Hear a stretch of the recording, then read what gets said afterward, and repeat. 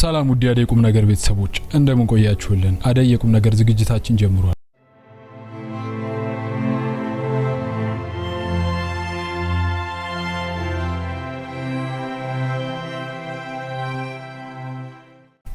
በነቢያት ያናገረውን ለመፈጸም ኢየሱስ ክርስቶስ በኢትዮጵያ ምድር የሚኖሩትን የእግዚአብሔር ልጆችንና ቤተ እስራኤልን እየተዘዋወረ ስለመጎብኘቱና ብዙ ታምራቶችንና ድንቆችን ለአሕዛብ ከመግለጹ በፊት ስለማድረጉ ልቤ መልካም ነገርን አፈለቀ። እኔ እስራኤል ለንጉሥ እናገራለሁ። አንደበቴ እንደ ፈጣን ጸሐፊ ብዕር ነው። ውበትህ ከሰው ልጆች ይልቅ ያምራል፣ ሞገስ በከንፈሮችህ ፈሰሰ። ስለዚህ እግዚአብሔር ለዘላለም ባረከ። ኃያል ሆይ በቁንጅናህና በውበትህ ሰይፍህም በወገብህ ታጠቅ። ስለ ቅንነትና ስለ የዋህነትም ስለ ጽድቅም አቅና፣ ተከናወን፣ ንገስም፣ ቀኝህም በክብር ይመራሃል ብሎ ንጉሥ ዳዊት የዘመረው ትንቢት ይፈጸም ዘንድ እንዲሆነ በአብርሃምና በይስሐቅ በእስራኤል አንድ አምላክ የማመን የምተማመን በቤተ መቅደሱ ደጃፍ ቆሜ እየሰገድኩ የማመልከውና ስሙን የምባርከው በአባቴ ከይሁዳ ነገድ በእናቴ ከነብዩ ደሸት ዘር የምወለድ ከወንድሜ አጉጃ ቀጥዬ ጊዮን በሚፈስባቸው ምድሮች ባሉ በኑባና በደንጉላ ነገዶች ላይ የነገስኩ መቀመጫዬን መርዋ ያደረኩ መልካም ዜና የማሰማችሁ የጃቦል ልጅ አማናይ ተንትናይ እንደዚህ ይላለው። እኔ ተንትናይ የህንደኬና የመርዋ ንጉስ በግዛቶችና በዘመነ መንግስቴ እግዚአብሔር አንድ ልጁን ወደኛ እንደላከውና እንደታረቀ ምህረት እንዳደረገልን የሚያበስር የምስራች ዜና እናገራለሁ። አጼ ሎዛ ቤዛ ተብሎ ስመ መንግስቱ በኢትዮጵያ ሀገሮች ባለ ነገስታት ላይ የነገሰው በባዚን 15ኛ ዘመነ መንግስቱ ላይ የሮማውያን ባሪያዎችና ጭፍሮች ከእስክንድሪያ ተነስተው በደልታና በአማርና በአስዋን የሚኖሩትን የቤተ እስራኤሎችና የአማርናዎችን ወጣትና ጎልማሳዎች ሽማግሌዎችንና ባልቴቱን ገድለው ንብረታቸውን ዘረፉ፣ ቤታቸውንም አቃጠሉ። ቤተ እግዚአብሔር የሆኑትን ቤተ መቅደሶችና የነቢያት መጻሕፍት የሚሰበሰቡበትን የመዝገብ ቤት ህንጻ አፈረሷቸው የሚባል ወሬ ለኢትዮጵያ ንጉሠ ነገሥት ለአጼ ሎዛ ቤዛ ይደርሰዋል። በዚህን ጊዜ ህንደኬ ንግስት የነበረችው ቶቤል ለቃ ልጇን ነኒታ የሮማውያን ጭፍራ አለቃን አግብታ ወገኗን ስላስጨረሰች ነኒት ለቃ የህንደኬ ንግስት ተብላ ታላቅ እህቴ በፈንታዋ መራዊት ነግሳ ነበር። እርሷም ከኔ ጋር ስለነበረች ለአላይ ግብጽ ተብሎ የሚጠራውን ደልታንና አማርናን ከኑቢያ ጋር አስተዳድረው ነበር። ስለዚህ በግዛቴ ውስጥ የሚገኘውን ሰራዊት ክተት ብዬ ወደ ግብጽ ወርጄ የኢትዮጵያውያን ተገዢዎችና የኢትዮጵያን ዜጎች ወገኖቻችንም ይሁን ወዳጆቻችን ከሮማውያን ጭፍሮች እጅ ነጻ እንድታወጣቸው በበላያቸውም የህንደኬ ንግስት አንተ የመረጥካትን እንድታነግስላቸው የሚል የትእዛዝ ደብዳቤ ከአጼ ሎዛ ቤዛ ይደርሰኛል። እኔም ሳልውል ሳላድር የኑባንና የኢትዮጵያን የሳባንም የህንደኬንም ድብልቅ ህዝብ የሆነውን የንጉሠ ነገሥት ሰራዊት ክተት ብዬ ነጋሪት እያስቆሰምኩ መለከት እያስነፋው ከሮማውያን ሰራዊትና ጭፍራ ጋር ጦርነት አድርጌ ድል አደረኩ።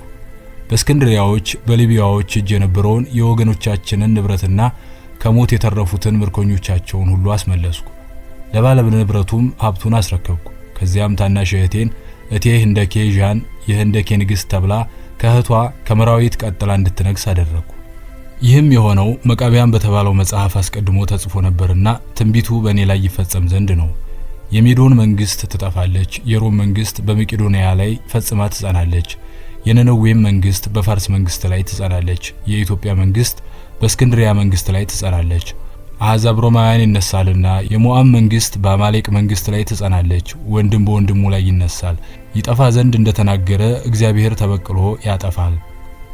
በምዕራብ ደሴትም የሚኖሩ የኑባና የህንደኬ የሳባ የኢትዮጵያና የግብጽም የምስርም ሰዎች ከነሱም ጋር ተጠግተው የሚኖሩ መጻተኞች ሁሉ ምድርንና ሰማይን የሚገዛ መወደድንና ክብርንም የምሰጥ እማድንና ምገድል እግዚአብሔር እኔ እንደሆንኩ የዚያን ጊዜ ያውቁኛል፣ እኔ በልጆቻቸው መካከል አለሁና የሚል አንብቤ ነበርና በዘመኔ ትንቢቱ ይፈጸም ዘንድ ይህ ሁሉ ሆነ። እንዲህም ሆነ በሰማሪያና በኢየሩሳሌም የሚኖሩት ቤተ እስራኤሎችና አይሁዶች የአብርሃም ዘር የሆኑ ዕብራውያን ሁሉ በሮማውያንና በጭፍሮቻቸው መከራ ግፍና ስቃይ በደል ስለበዛባቸው የተወለዱበትን ሀገር ትተው ወደ ግብጽና ወደ ኢትዮጵያ ተሰደው ይመጡ ነበር። ግብጽም እንደገቡ ወደኛ ግዛት ወደ አማርናና ጳጥሮስ ካልሆነ ወደ እስክንድሪያና ምስር አይሄዱም ነበር። ከተሰደዱት መካከል አንዱ ከይሁዳ ነገድ የተወለደ ስሙ ዮሴፍ የተባለ ከቤተሰቦቹ ጋር በአማርና በደልታ ከሚኖሩት ኢትዮጵያውያን ወገኖቹ ጋር ይኖር ነበር። ከእርሱም ጋር ልጆች ያላቸውና የሌላቸው ሴቶች ነበሩ። ከሴቶቹም መካከል በጣም የሚያከብሯት ወንድ ልጅ ያላት ስሟ ማርያም የምትባል ነበረች። ስለ ልጇ ብዙ ታምራትና ድንቆችን እንደሚያደርግና እንደሚያሳይ በመንፈስ ጸጋና ክብር በጥበብ የተሞላ ብልህ አዋቂ ነው እያሉ ከልጆቻቸው የሰሙትንና ያዩትን ብዙዎች ነግረውኝ ነበር። የማርያም ልጅ ከሰራቸው ተአምራትም የሰማኋቸውን ሶስቱን መናገር አለብኝ። የሕይወት ልጅ ወይም የማርያም ልጅ የ5 ዓመት ዕድሜ ልጅ በነበረበት ጊዜ ከወንዝ ወርዶ ሲጫወት ውሃውን እያፈሰሰ አሸዋውን እያጠራ ልሙን በጉድጓድ ውስጥ ይከት ነበር። የተጣራውንም ያሸዋ ጭቃ በፀሐይ ላይ 12 ወፎች ቀርጾ ሰራ። ከዚያም ጨብጨብ አድርጎ እፍ አለባቸውና ሄዱ። ሰው ካለበት ወይም ወደ በረሃ ብረሩ አላቸው። ወፎቹም እየተንጫጩ በረው ሄዱ ብለው ከማርያም ልጅ ጋር የነበሩት ልጆች ያዩትን ለወላጆቻቸው ነግረው ወላጆቹም ለኔ ነግረውኝ ነበር። ነገር ግን አላመንኩም ነበርና ነገሩን ችላልኩት። እንዲሁም ከለታት አንድ ቀን ጓደኞቹ ከሆኑት ሕፃናት ጋር አሷን በምትገኘው የእግዚአብሔር ቤተ መቅደስ ሄደው በምስራቅ በኩል ባለው መስኮት በሚገባው የፀሐይ ብርሃን ላይ የማርያም ልጅ ሲወጣበትና ሲወርድ ያዩ ልጆች እንደርሱ ከመስኮቱ በላይ ባለው ሰረገላ ላይ ወጡና በፀሐዩ ጨረር ላይ እንሄዳለን ብለው ወድቀው ጥቂቶቹ ሞቱ። የማርያም ልጅ ግን በብርሃኑ ላይ ተቀምጦ የሞቱትን ወድቀው ያዩ ወላጆቹና የሌዊ ልጆች ካህናት ግማሾች ሲገረሙ፣ ግማሾች ሰዎች የማርያም ልጅ ገደላቸው ብለው ለእናቱና ለዮሴፍ ጮሁባቸው። ዮሴፍና እናቱም ለሕፃኑ ለምን ገደልካቸው ብለው ጠየቁት። እርሱም ወደ ሕፃናቶቹ አስከሬን ተጠጋና በእውነት እኔ ገደልኳችሁን አላቸው። የሕፃናቶቹ አስከሬን ከየወደቁበት ተነስተው በአንድ ቃል አቤቱ ጌታችን አምላካችን መድኃኒታችን ሆይ አንተስ ትንሣኤያችን ነህና ለአንተ ምስጋና ይገባሃል፣ ለላከህም ምስጋና ይገባዋል፣ ለመንፈስ ቅዱስም ምስጋና ይገባዋል። መላእክት በሰማያት ለእግዚአብሔር ምስጋና ይሁን፣ በምድር እሱ በሚፈቅደው ሰላም ለሱ ልጅ ነጻ ፈቃድ ተሰጥቶታልና እያሉ ሲያመሰግኑ ሰምተናል እንጂ አንተ እኛን አልገደልክም ብለው መሰከሩ። ቃላቸውን የሰሟቸው ሁሉ ሰገዱለት። ነቢያት የተናገሩልህ ነህን ብለው ደጋግመው ሰገዱለትና በሰላም ወደ የቤታቸው ሄዱ። ያላየ ለማመን እግዚአብሔር ካልፈቀደና እያዩም ቢሆን ካላስተዋሉ እግዚአብሔር ካልመረጠ አምኖ መቀበል ስለማይቻል እኔም ለጊዜው አላመንኩም። ታምራቶቹንና የሰራቸውን ድንቆች አላደነኩም። ደግሞም ፈጽሜ ያልተከታተልኩትም ነበር። ነገር ግን ከመስማት ማየት ከማየትም ማስተዋል ስለሚበልጥ ከለታት አንድ ቀን እንደዚህ ሆነ። ማርሄር ከመባሉ በፊት ሲማር የሚባለው ትልቁ ልጄ ከአማርና ልጆች ጋር ሲጫወት ውሎ ወደ ማታ መልኩ የሚያንጸባርቅና የሚያስደንቅ ሰይፍ በወገቡ አንግቦ ወደ ሰፈር ይመጣል። እኔም እንደዚህ ያለ ሰይፍ ከኛም ይሁን ከጠላት ወገን የሚመስለው አይቼ ስለማላውቅ ልጄን ማን ሰጠህ? ከየት አመጣኸው? ወይስ ወዴት አገኘኸው ብዬ በቁጣ ቃል ጠየቅኩት። ልጄም የማርያም ልጅ ኢየሱስ የቅብብሎች ጨዋታና የዱላ ምክቶች እንዲለምድ ብዬ የራሴን ብትር ሰጠሁትና በእድሜ እኩል ከሚሆነው ከገና ጋር አጋጠምኩት። የገና ገና ብትር ሲሰባበር ለኢየሱስ እንዲመክትበት የሰጠሁት ብትር ተቀይሮ ሰይፍ ሆነ። እርሱም እንካውሰድና አንግበህ ታጠቀው ሲለኝ አልወስድም ብዬው ነበር። ነገር ግን ቃሉን የማይሰማ ትእዛዛቱንም የማይፈጽም ሰው እንደሚሞት ስለማውቅ ሰግጄ ተቀበልኩት። ደግሞም እንደዚህ አለኝ፣ በንጉሥ ዳዊት አፍ በወገብህ ሰይፍን ታጠቅ የተባለው ይፈጸም ዘንድ አትፍራ፣ እኔ ካንተ ጋር ነኝና ከአባትህም እንዲሁ በሰላም አብሬዋለሁ አለኝ ብሎ ነገረኝና ሰይፉን ሰጠኝ። እኔም ከልጄ እጅ የተቀበልኩትን ሰይፍ አገላብጬ ብመለከተው ከኛ አንጥረኞችና ብረት ቀጥቃጮች እንደዚሁም ከጠላቶቻችን እጅ ከማረክናቸውና ከወሰድናቸው ሰይፎች መካከል የሚመስለው አልነበረም። ስለዚህ ሰይፍ የልጄን ንግግር ለማረጋገጥና ካሁን በፊት ተሰማቸው የነበሩትን ወሬዎች ሁሉ እውነቱን ለማወቅ ከአጋፋሪዎቼ አንዱን ላኩና የልጁን አባት ዮሴፍን አስጠራሁት። እርሱም ወደ እኔ እንደመጣ እንዲህ ስል ጠየቅኩት፣ ይህንን ሰይፍ ልጅህ ለልጄ ስለሰጠው እኔ ማንንም ሰው ንብረትና ዕቃ መውሰድ ቀርቶ አልመኝም። እኔ በሰራተኞች እጅ አሰርቼ ከመስጠት በቀር ወስጄ አላውቅም። ስለዚህ ሰይፍህን እንድትቀበልና እንድትወስደው ነው ያስጠራሁህ። ሌላ የምጠይቅህ ቢኖር ከየት ሀገር በማን አንጥረኞች የተሰራና አንተስ ከማን የገዛኸው ወይስ የተሰጠኸው አልኩት። ጻድቅ የሆነና ከእግዚአብሔር የተመረጠ ዮሴፍም እንዲህ ሲል ከመጀመሪያ ጀምሮ ያለው ሚስጥር ሊነግረኝ ፈልጎ ሰራዊቶችህና ብላቴናዎችህ ካንተ ፈቀቅ እንዲሉ አለኝ። እኔም ሁሉ ከኛ ፊት ራቅ እንዲሉ አደረኩ። እርሱም እንዲህ አለ፣ ከመጣንበት ጀምሬ ስለኔና ስለ ልጁ እናት ስለ ማርያም ታሪክ ከዚያም በኔና በማርያም መካከል ስላለን ሚስጥር እግዚአብሔር የእስራኤል አምላክ እርሱ ስለፈቀደ ነግርሃለሁ። ሐና የምትባል ከይሁዳ ነገድ የሆነ ኢያቄምን አግብታ መካን ሆና ትኖር ነበር። ነገር ግን እግዚአብሔርን ተስላ ማርያም የተባለችውን የልጁን እናት ጸነሰች። በዚህ ጊዜ እኔም ከይሁዳ ነገድ ስለነበርኩ ለሁለታችንም ዘመዳችን የሆነ ሮቤል የሚባል ሞተና ሐና እያለቀሰች ከበድኑ አጠገብ ስታልፍ እርግብ ከሐና ራስ ላይ ሆና አየው። ወዲያውኑ የሮቤል በድን ከሞተ 2 ቀን ሆኖት ነበርና ተነስቶ ለሐና ሰገደና እንደገና ሕዝቡ ሁሉ ካየው በኋላ ሞተና ቀበር ነው። ይህን ነገር ሁላችንም ደንቆን ሲኖር ግማሹም ምትሃት ነው ሲል መካን የነበረችው ሐና ሴት ልጅ ወለደች። ስሟንም ማርያም አልናት። ሐናና ኢያቄም ለእግዚአብሔር ሊያቀርቧት ተስለዋት ኑሮ ለሌዊ ልጆች ለካህናቱ ሰጧት።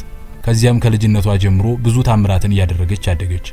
በዚህን ጊዜ የ15 ዓመት ዕድሜ በደረሰች ጊዜ የካህናት አለቆች ጠላት ሆነው ተነሱባትና ከቤተ መቅደሱ እንድትወጣ ብለው ለሊቀ ካህናቱ ለዘካርያስ ነገሩት። እርሱም በዚህችው ልጅ ላይ ብዙ ታምራትን ስላየባት ለማን እንደሚሰጣት ሲጨነቅ ወደ እግዚአብሔር ሲጸልይ ከአይሁድ ነገድ ከሆኑት ከወጣቶቹ ጀምረህ እስከ ሽማግሌዎች ድረስ ያሉትን ወንዶች ሰብስበህ ዕጣ እንዲጣጣሉና ዕጣው ለወጣለት ስጠው አለው። እኔም ከይሁዳ ነገድ ከዳዊት ዘር ስለሆንኩ ለዕጣው ለመካፈል በቤተ መቅደሱ ደጃፍ ወደ ተሰበሰበው ሕዝብ ሄድኩ። ከዚያም ብትራችን ተሰብስቦ ወደ ቤተ መቅደስ አስገብተው ቢያወጡት ከኔ ብትር ላይ ለምለም ቅጠል በቅሎ ታየ። እንደገና ተሰብስቦ ብላቴና ልጅ ከብትሮች አንዷን እንዲያነሳ ቢደረግም የኔ ብትር ወጣች። እንደዚሁም ዮሴፍ ሆይ ማርያምን ወደ ቤትህ ውሰዳትና ጠብቃት የሚል ጽሑፍ በብትሯ ላይ ታየ። ለኔ ዕጣው እንደወጣልኝ ያዩ ሁሉ በቅናት አጉረመረሙ። ወደ እኔም ሲመለከቱ ሳለ ለኔ ብቻ በሐና ራስ ላይ ታይታኝ የነበረች እርግብ እንደገና ሁሉ ሰው እያያት ከኔ ራስ ላይ መታረፈች። ስለዚህ ከእግዚአብሔር ለኔ እንደተፈቀደችልኝ ሊቀ ካህናቱ ዘካርያስ አወቀ። እርሱም እንዲህ አለኝ፣ ከእግዚአብሔር አግኝተን በእግዚአብሔር ስም ከእግዚአብሔር ዘንድ ምልክት እስክታይና እስከሚነገር ድረስ ውሰድና በቤት ተቀመጥ። አንተን የመረጠበት ምክንያት አለውና ሚስጥሩ እስከሚታወቅ ድረስ በአንተ ቤት ትቆይ አለኝ። እኔም ለጊዜው ላስብበት ቀን ስጠኝ፣ አሁን ደርሼ አልወስዳትም አልኩት። እርሱም 7 ቀን ብቻ ሰጠኝ። ከዚህ መካከል የዘካርያስ አፍ ተዘጋና መናገር አቃተው። በጣም ታመመና ከኔ ጋርም ዳግመኛ ሳንገናኝ ቤቱ ወዳለበት ወደ ኬብሮን ወሰዱት። ማርያምም ጠላት እየበዛበት ስለመጣ የዘካርያስ ሚስት ኤልሳቤጥ እንዳረገዘች ስለሰማች ዘካርያስንም ለመጠየቅ ብላ ወደ ኬብሮን ሄደች። ማርያምም አክስቷ ኤልሳቤጥ ዮሐንስ የተባለውን እስከምትወልድና ዘካርያስ የተዘጋው አፉ እስከሚከፈት ድረስ እየረዳቻቸው ታምራቷንም እያሳየች ለ3 ወር አብራ ተቀመጠች። ማርያም ከኬብሮን የገሊላ ከተማ ወደ ሆነች ወደ ናዝሬት መመለሷን ዘካርያስ አፉ መከፈቱን መካን ትባል ከነበረችው ከኤልሳቤጥ ወንድ ልጅ መወለዱን ሰማው። አሁን ወደ ማርያም ሳይሆን ወደ ኬብሮን ለመሄድ ሳስብና ዘካርያስንም ደህንነቱን ከጠየቅኩት በኋላ ያጨህልኝን አልወስድም ብዬ ለነግረው ለሌላ ይጫት እያልኩ አስብ ነበር። ምክንያቱም ለኔ የምትገባ ለኔ የምትታሰብ አልነበረችም። በሌላ በኩል ገና ሳትወለድ ጀምራ ብዙ ታምራት አድርጋ የምትኖር ክብርት ሴት ለኔ ቀርቶ ለሌላ ለሰው ልጅ ጠብቃት ተብላ የምትሰጥ አይደለችም እያልኩ አወጣና አወርድ ሳለ ዘካርያስ እግዚአብሔር አንተን የመረጠበት ምክንያት አለውና ሚስጢሩ እስከሚታወቅ ድረስ በአንተ ቤት ትቆይ ያለው ደረሰ። እርሱም በራእይ የእግዚአብሔር መልአክ ታየኝና እንዲህ አለኝ፣ የዳዊት ልጅ ዮሴፍ ሆይ እጮኛህ ማርያም ከመንፈስ ቅዱስ ከጸነሰች 100 ቀን ሆኗታል። ስለዚህ እጮኛህን ለመውሰድ አትፍራ። በአባትህ በዳዊት ይህቺ ለዘላለም ማረፊያዬ ናት መርጫታለሁና በዚህች አድራለሁ ያለው ለእርሷ ነውና እርሷም ከመንፈስ ቅዱስ የተጸነሰውን ልጇን ተወለደው። እርሱ ሕዝቡን ከኃጢአታቸው ያድናቸዋልና መድኃኒታቸው መሆኑን ለመግለጽ ስሙን ኢየሱስ ትለዋለህ።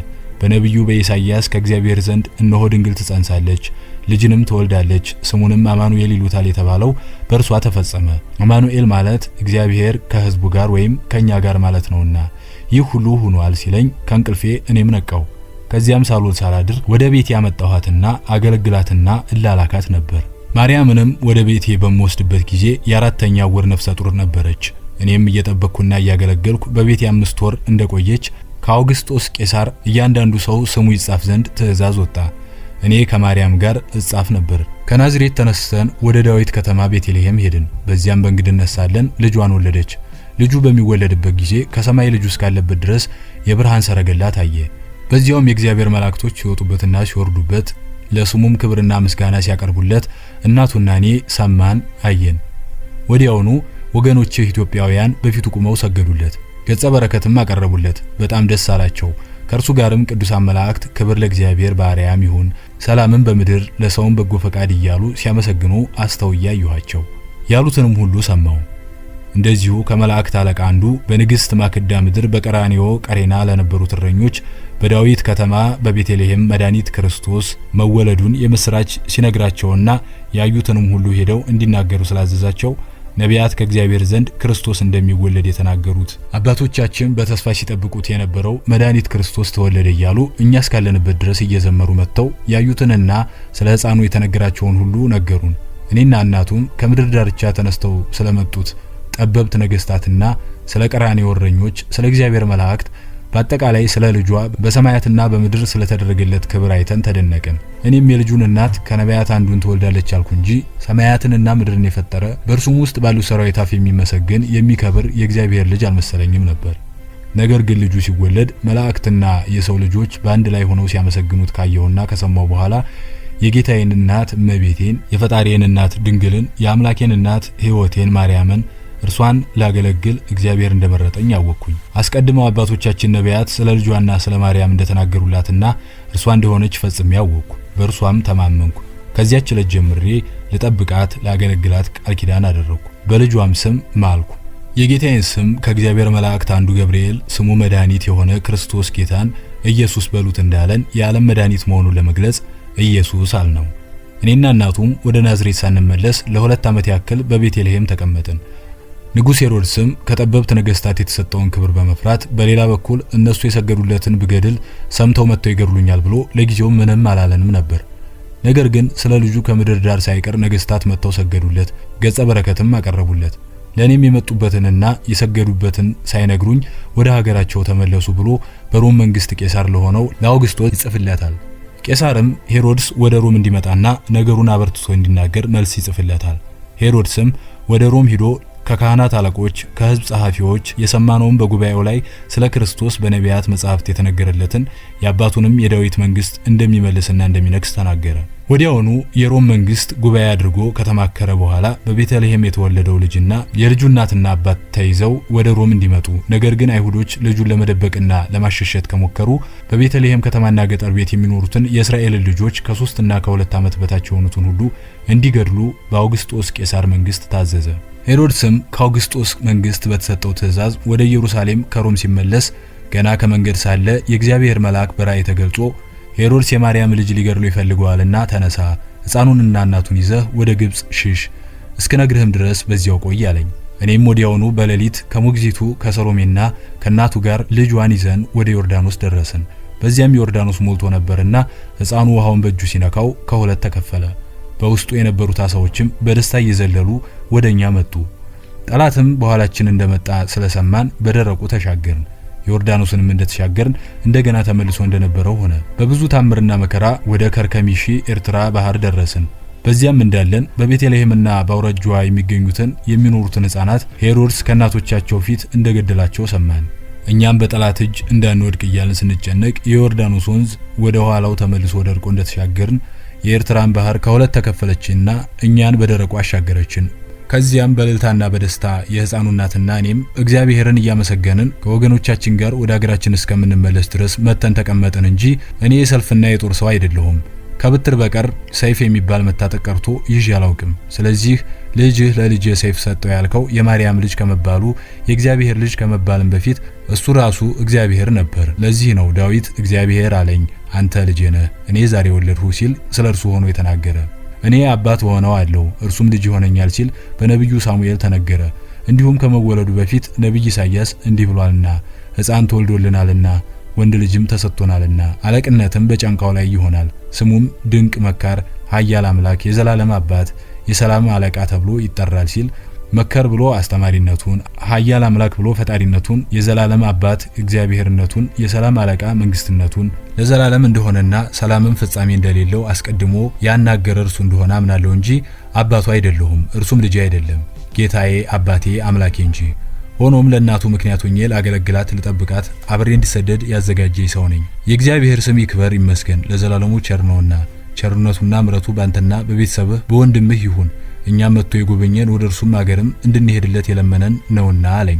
እኔም አልኩት እግዚአብሔር የአብርሃም አምላክ አንተን እርሱን እንዲያገለግልህ በመምረጡ ታላቅ ወንድሜ አቡጄ መንግስቱን ለኔ ያስረክቡ በሰማይ ላይ ከምስራቅ በኩል የወጣውን ኮከብ ምልክት አድርጎ የአባቶቻችንን ትእዛዝና ቃል አክብሮ መጥቶ ሕፃኑ በተወለደበት ሀገር ደርሶ ለልጁ በመስገዱና ገጸ በረከት በማቅረቡ ስለተሰጠው ጸጋና እድል እግዚአብሔርን ላመሰግን ነበር። አሁንም እኔ እንደርሱ ለመሆን ከመረዋ ወደ ኢየሩሳሌም ሂጄ በቤተ መቅደስ ሰግጄ ልጁንም አይቼ መለሳለሁ እያልኩ መኝ ነበር። አሁን ግን እርሱ ወደ ተሰደደበት እኔንም ወገኖቻችንም ከጠላት ለማዳን ወደዚህ አምጥቶ እርሱን በማሳየቱ የእግዚአብሔር ስም ይባረክ። አሁንም እልሃለሁ እኔ ከሕፃንነቴ ጀምሬ ስለ ክርስቶስ መምጣት ከነቢያት መጻሕፍት እየተረዳው በተስፋ አጠባበቅ ነበር። በእናንተ ባይሁዶቹ የሌለ በእኛ ስለ እርሱ የተጻፉ መጻሕፍቶች አሉንና ይህ የምትለውና የነገርከኝ ሁሉ ከክርስቶስ በቀር ሌላ ነቢይ ሊያደርገው አይችልም። ስለዚህ እኔ ካሁን ጀምሬ በእርሱ አምናለሁ። አንተ እንደምታገለግለው እኔም አገለግለዋለሁ። በንጉሥ ዳዊት ከእግዚአብሔር ዘንድ በፊቱ ኢትዮጵያውያኖች ይሰግዳሉ፣ ጠላቶቹም አፈር ይልሳሉ። በሌላው ምዕራፍ ደግሞ ኢትዮጵያ እጆቿን ወደ እግዚአብሔር ትዘረጋለች የተባለው ከአባቶቻችን ጠበብቶች ከወንድሜ ጀምሮ ስለሆነ እኔም ከእርሱ የሚለየኝ ምንም ነገር የለምና እርሱን ጌታዬን የሚያሳድዱትን አሳድዳቸዋለሁ፣ ጠላቶቹንም አፈር አልሳቸዋለሁ። ምንም ኃይልም ስልጣንም ለእርሱ ብቻ እንደሆነ ባውቅም እርሱ ትዕግስተኛ ቸር ምሕረቱም የበዛ ቢሆን እኔ ግን ሰው ነኝና ስለ እርሱ ቀናተኛ ትዕግስት የሌለኝ ነኝ። ለእርሱ ነፍሴን እሰጣለሁ፣ ወደ እርሱ እሄዳለሁና ማንንም አልፈራም። ለእናቱም በሚገባ ክብርን እናደርግላታለን። አሁን በሰላም ወደ ቤትህ ተመለስ። እኔም ካንተ የሰማሁትን ሁሉ ስለማምንና አምላክህ አምላኬ ጌታህ ጌታዬ ስለሆነ የፈለግከውን ነገር ጠይቅ ይደረግልሃል አልኩት። ጻድቅ የሆነ ዮሴፍ ወደ ቤቱ እንደተመለሰ ይህን የነገረኝን እውነተኛ ታሪክ አጽፌ በመዝገብ ቤት እንዲቀመጥ አደረግኩ።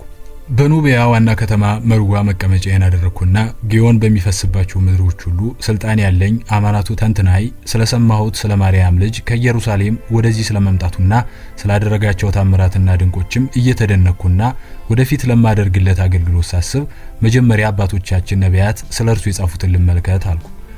ከነቢዩ ኢሳይያስና ከነቢዩ ኤልያስ ከእግዚአብሔር ዘንድ እንዲህ የሚል አገኘው። የግብጽ እርዳታ ከንቱና ምናምን ነው። ስለዚህ ስሙን በቤቴ የሚቀመጥ ራብ ብዬ ጠርቼዋለሁ። አሁንም ሂድ፣ ለሚመጣውም ዘመን ለዘላለም እንዲሆን በሰሌዳ ላይ በመጽሐፍም ውስጥ ጻፍላቸው። ስለ ሮማውያን ደግሞ አመፀኛ ወገንና የእግዚአብሔርን ሕግ ለመስማት የማይወዱ የሐሰት ልጆች ናቸውና ባለራዮቹን አትመልከቱ ይላሉ። ነቢያትንም ጣፋጩንና አታላዩን ነገር እንጂ ቅኑን ነገር አትንገሩን፣ ከመንገድ ፈቀቅ በሉ፣ ከጎዳናውም ዘወር በሉ፣ የእስራኤልንም ቅዱስ ከኛ ዘንድ አስወግዱ ይሏቸዋል የሚለውን የመጽሐፍ ቃል ስመረምር የሮማውያን ወታደሮችና ጭፍሮች ተሰብስበው እንደገና ከጣኒዎስ ወደ ሃኔስ ወጡ የሚባል ወሬ ደረሰኝ። በዚህ ጊዜ በናፓታና በአስዋን የሰፈረን ሰራዊት አሰልፌ ለጦርነት ከሮማውያን ጋር ገጠምን። ዳግመኛ ድሉ ለኛ ሆነ። በእነርሱ በኩል የያዙትን ሰይፍና ጦር እየተው ሲሸሹ በውስጣቸው የፍርሃት መንፈስ ስላደረባቸው አንዳንዱን እየገደለው በመንገድ ላይ በድን ተከምሮ እናይ ነበር። በእኛ በኩል ግን አንድ ነፍስ አልጠፋም። በሌላም ጊዜ ከሜዶንና ከፋርስ ከኢየሩሳሌም ያላቸውን ሰራዊት ልከው እኛ ያዝነውን ለመያዝ ሞከሩ፣ አልሆነላቸውም። መጨረሻም አለቆቻቸው ወደ ሜዶንና ወደ ሮም ሲሄዱ ሌሎች የምስር ከተማ ወደ ሆነች ጣኒዎስ ሄደው ተቀመጡ። ከዚያም ጻድቅ ዮሴፍን እንደተመለስኩ ባስፈልገው የገሊላ ከተማ ወደ ሆነች ወደ ናዝሬት ከማርያም ልጅ ጋር በጤፍና ሳንገናኝ እንደተመለሰ ሰማው።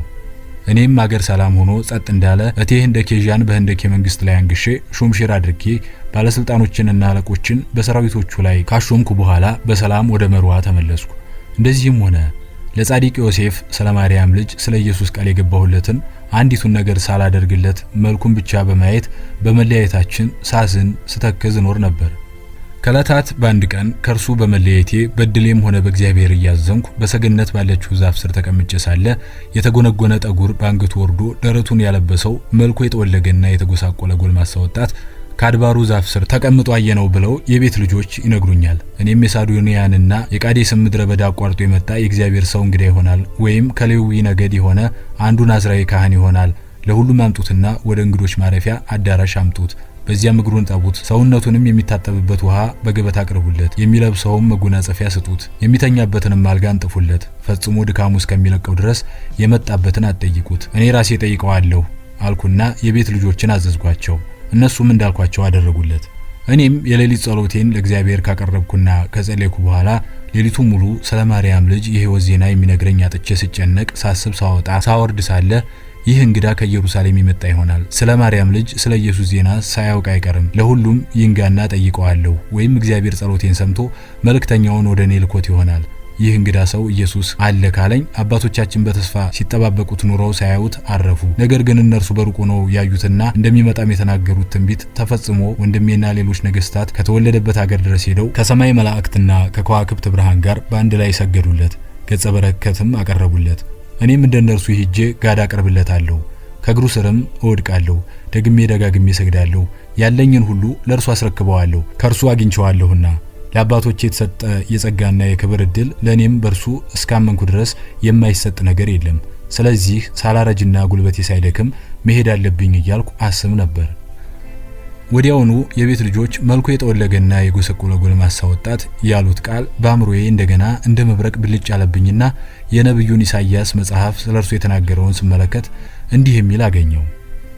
እነሆ ባሪያዬ በማስተዋል ያደርጋል፣ ይከብራል፣ ከፍ ከፍም ይላል፣ እጅግም ታላቅም ይሆናል። ፊቱ ከሰዎቹ ሁሉ ይልቅ መልኩም ከሰዎቹ ልጆች ይልቅ ተጎሳቁሏልና ብዙ ሰዎች ስላንተ እንደተደነቁ እንዲሁ ብዙ አሕዛብን ያስደንቃል። ያልተነገረላቸውንም ያያሉና ያልሰሙትንም ያስተውላሉና ነገስታት ስለርሱ አፋቸውን ይዘጋሉ የሚለውን ስመረምር እንቅልፍ ሽልብ አደረገኝ። ከዚያም በህልሜ ከእንግዳ ማረፊያ አዳራሽ ውስጥ ሰማያዊ ጥለት ያለው ነጭ በፍታ ወይም ብልኮ ልብስ የለበሱና በሰው እጅ ያልተሰራና መልኩ ይሄ ነው የማይባል ልብስ ለብሰው እንደ እሳት ወላፈን የመሰለ ሰይፍና መቀነት የመሰለ በወገባቸው የታጠቁ ግማሾቹ ዙሪያውን ቆመው ግማሾቹ እየሰገዱ እያገለገሉት ወዲያና ወዲህ ሲራወጡ የእግዚአብሔርን ሰራዊት አየሁ። ከተቀመጡት መካከል አንድ እጅ ወደኔ ሲያመለክት አየሁና ሲማር በኋላ ኢየሱስ ማርሄር ብሎ ስሙን የሰየመውን የልጅን ሰይፍ ሊወስዱብኝ ሲል ካለበት አንስቼ ለመደበቅ ይዤ ስሮጥ ነቃው።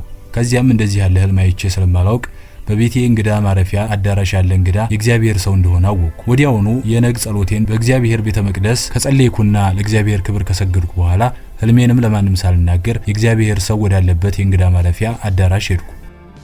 እርሱም ከተቀመጠበት አልጋ ሆኖ ቀና ብሎ አየኝና ካጠገቡ ካለች ወንበር ላይ እንድቀመጥ በአይኑ የሚቀመጥበትን እያየ በጣቱ ያመለክተኛል። እኔም ሰላም ላንተ ይሁን ስለው እርሱም የእግዚአብሔር መንፈስ ካንተ ጋር ይሁን ይለኛል። ልጠይቀው እንደመጣው አውቆ በፈገግታ አስተውሎ አየኝ። እኔም ከውስጤ የሆነ የደስታ ስሜት ተሰማኝና በደስታ ከእግዚአብሔር የተላክ ወይም የእግዚአብሔር ሰው እንደሆንክ ዛሬ ሌሊት በህልሜ ስላንተ አወቅኩ።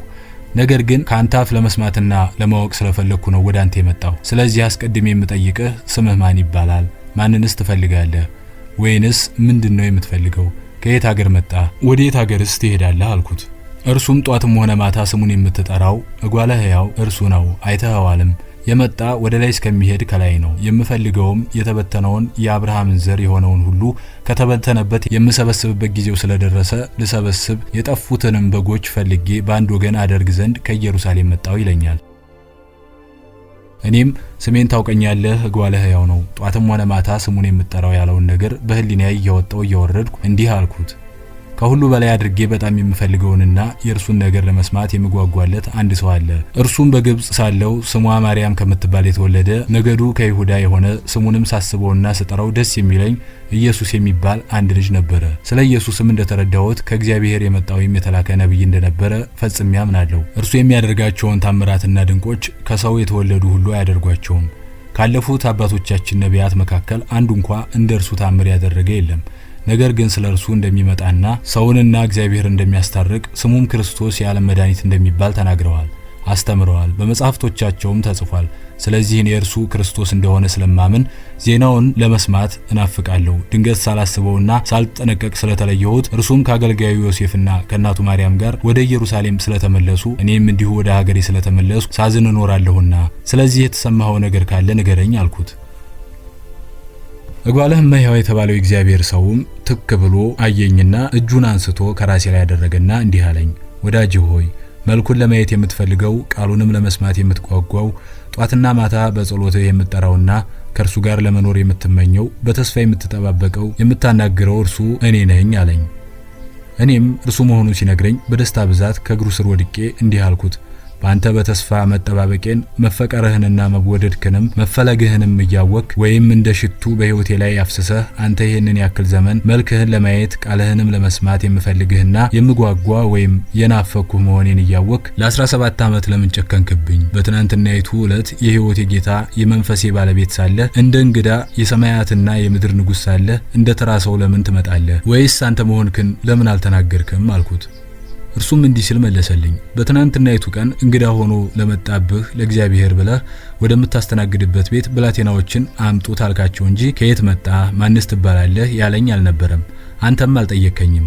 ነገር ግን እውነት እውነት እልሃለሁ በትናንትናይቱ ሙሉ ቀን አሰብከኝ፣ እንድታየኝም ተመኘህ። ምግብም ለመብላት እስከምትጠላ እንቅልፍ እስከምታጣ ድረስ እኔን ወደድክ። በተስፋም እኔ ካለሁበት ድረስ መጥተህ እጅ ነስተህ ለመስገድ ጓጓ። እኔንም የምታይበትን ቀን እስከሚደርስ ቸኮልክ።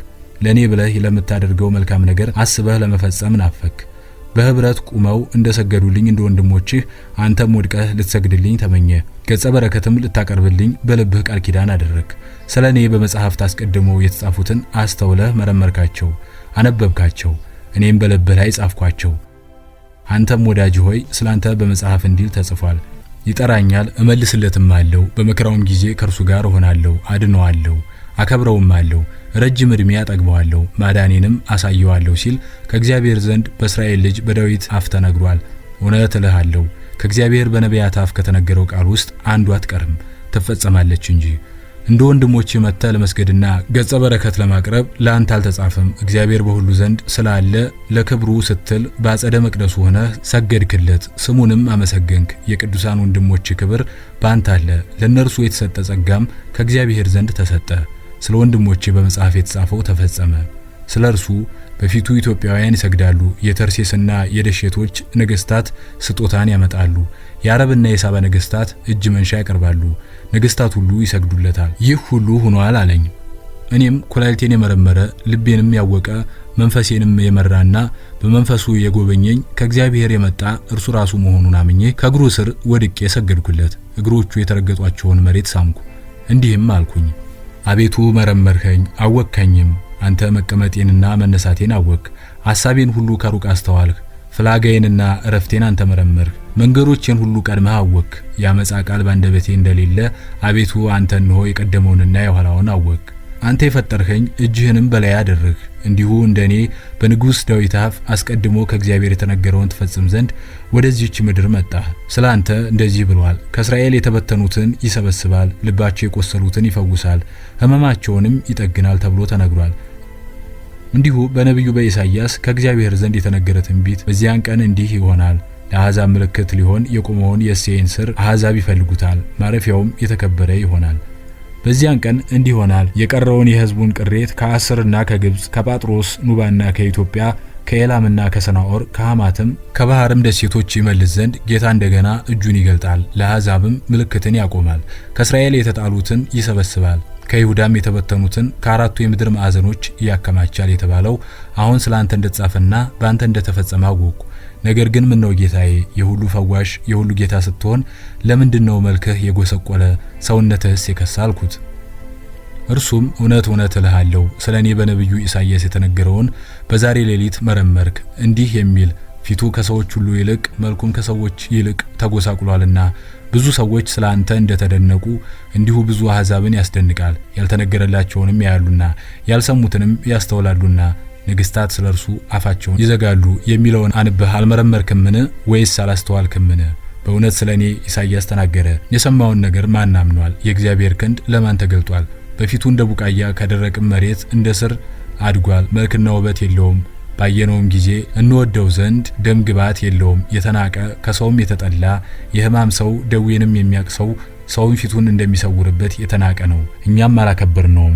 ባንተና በወገኖችህ በኢትዮጵያና በወዳጆቿ እንደተከበርኩ በወገኖቼ ተናኩ እንጂ አልተከበርኩም። ወደ መጣሁባቸው በዘመዶችም ተጠላው እንጂ አልተወደድኩም። የእግዚአብሔር ቃል አስቀድሞ በነቢይ አፍ ተነግሯልና ሆነ። እግዚአብሔርም አለ፣ ባሪያዬ ኢሳይያስ በግብጽና በኢትዮጵያ ላይ 3 ዓመት ለምልክትና ለታምራት ሊሆን ራቁቱንና ባዶ እግሩን እንደሄደ እኔም እንዲሁ እንደሚሄድ አስቀድሞ ተናገረ።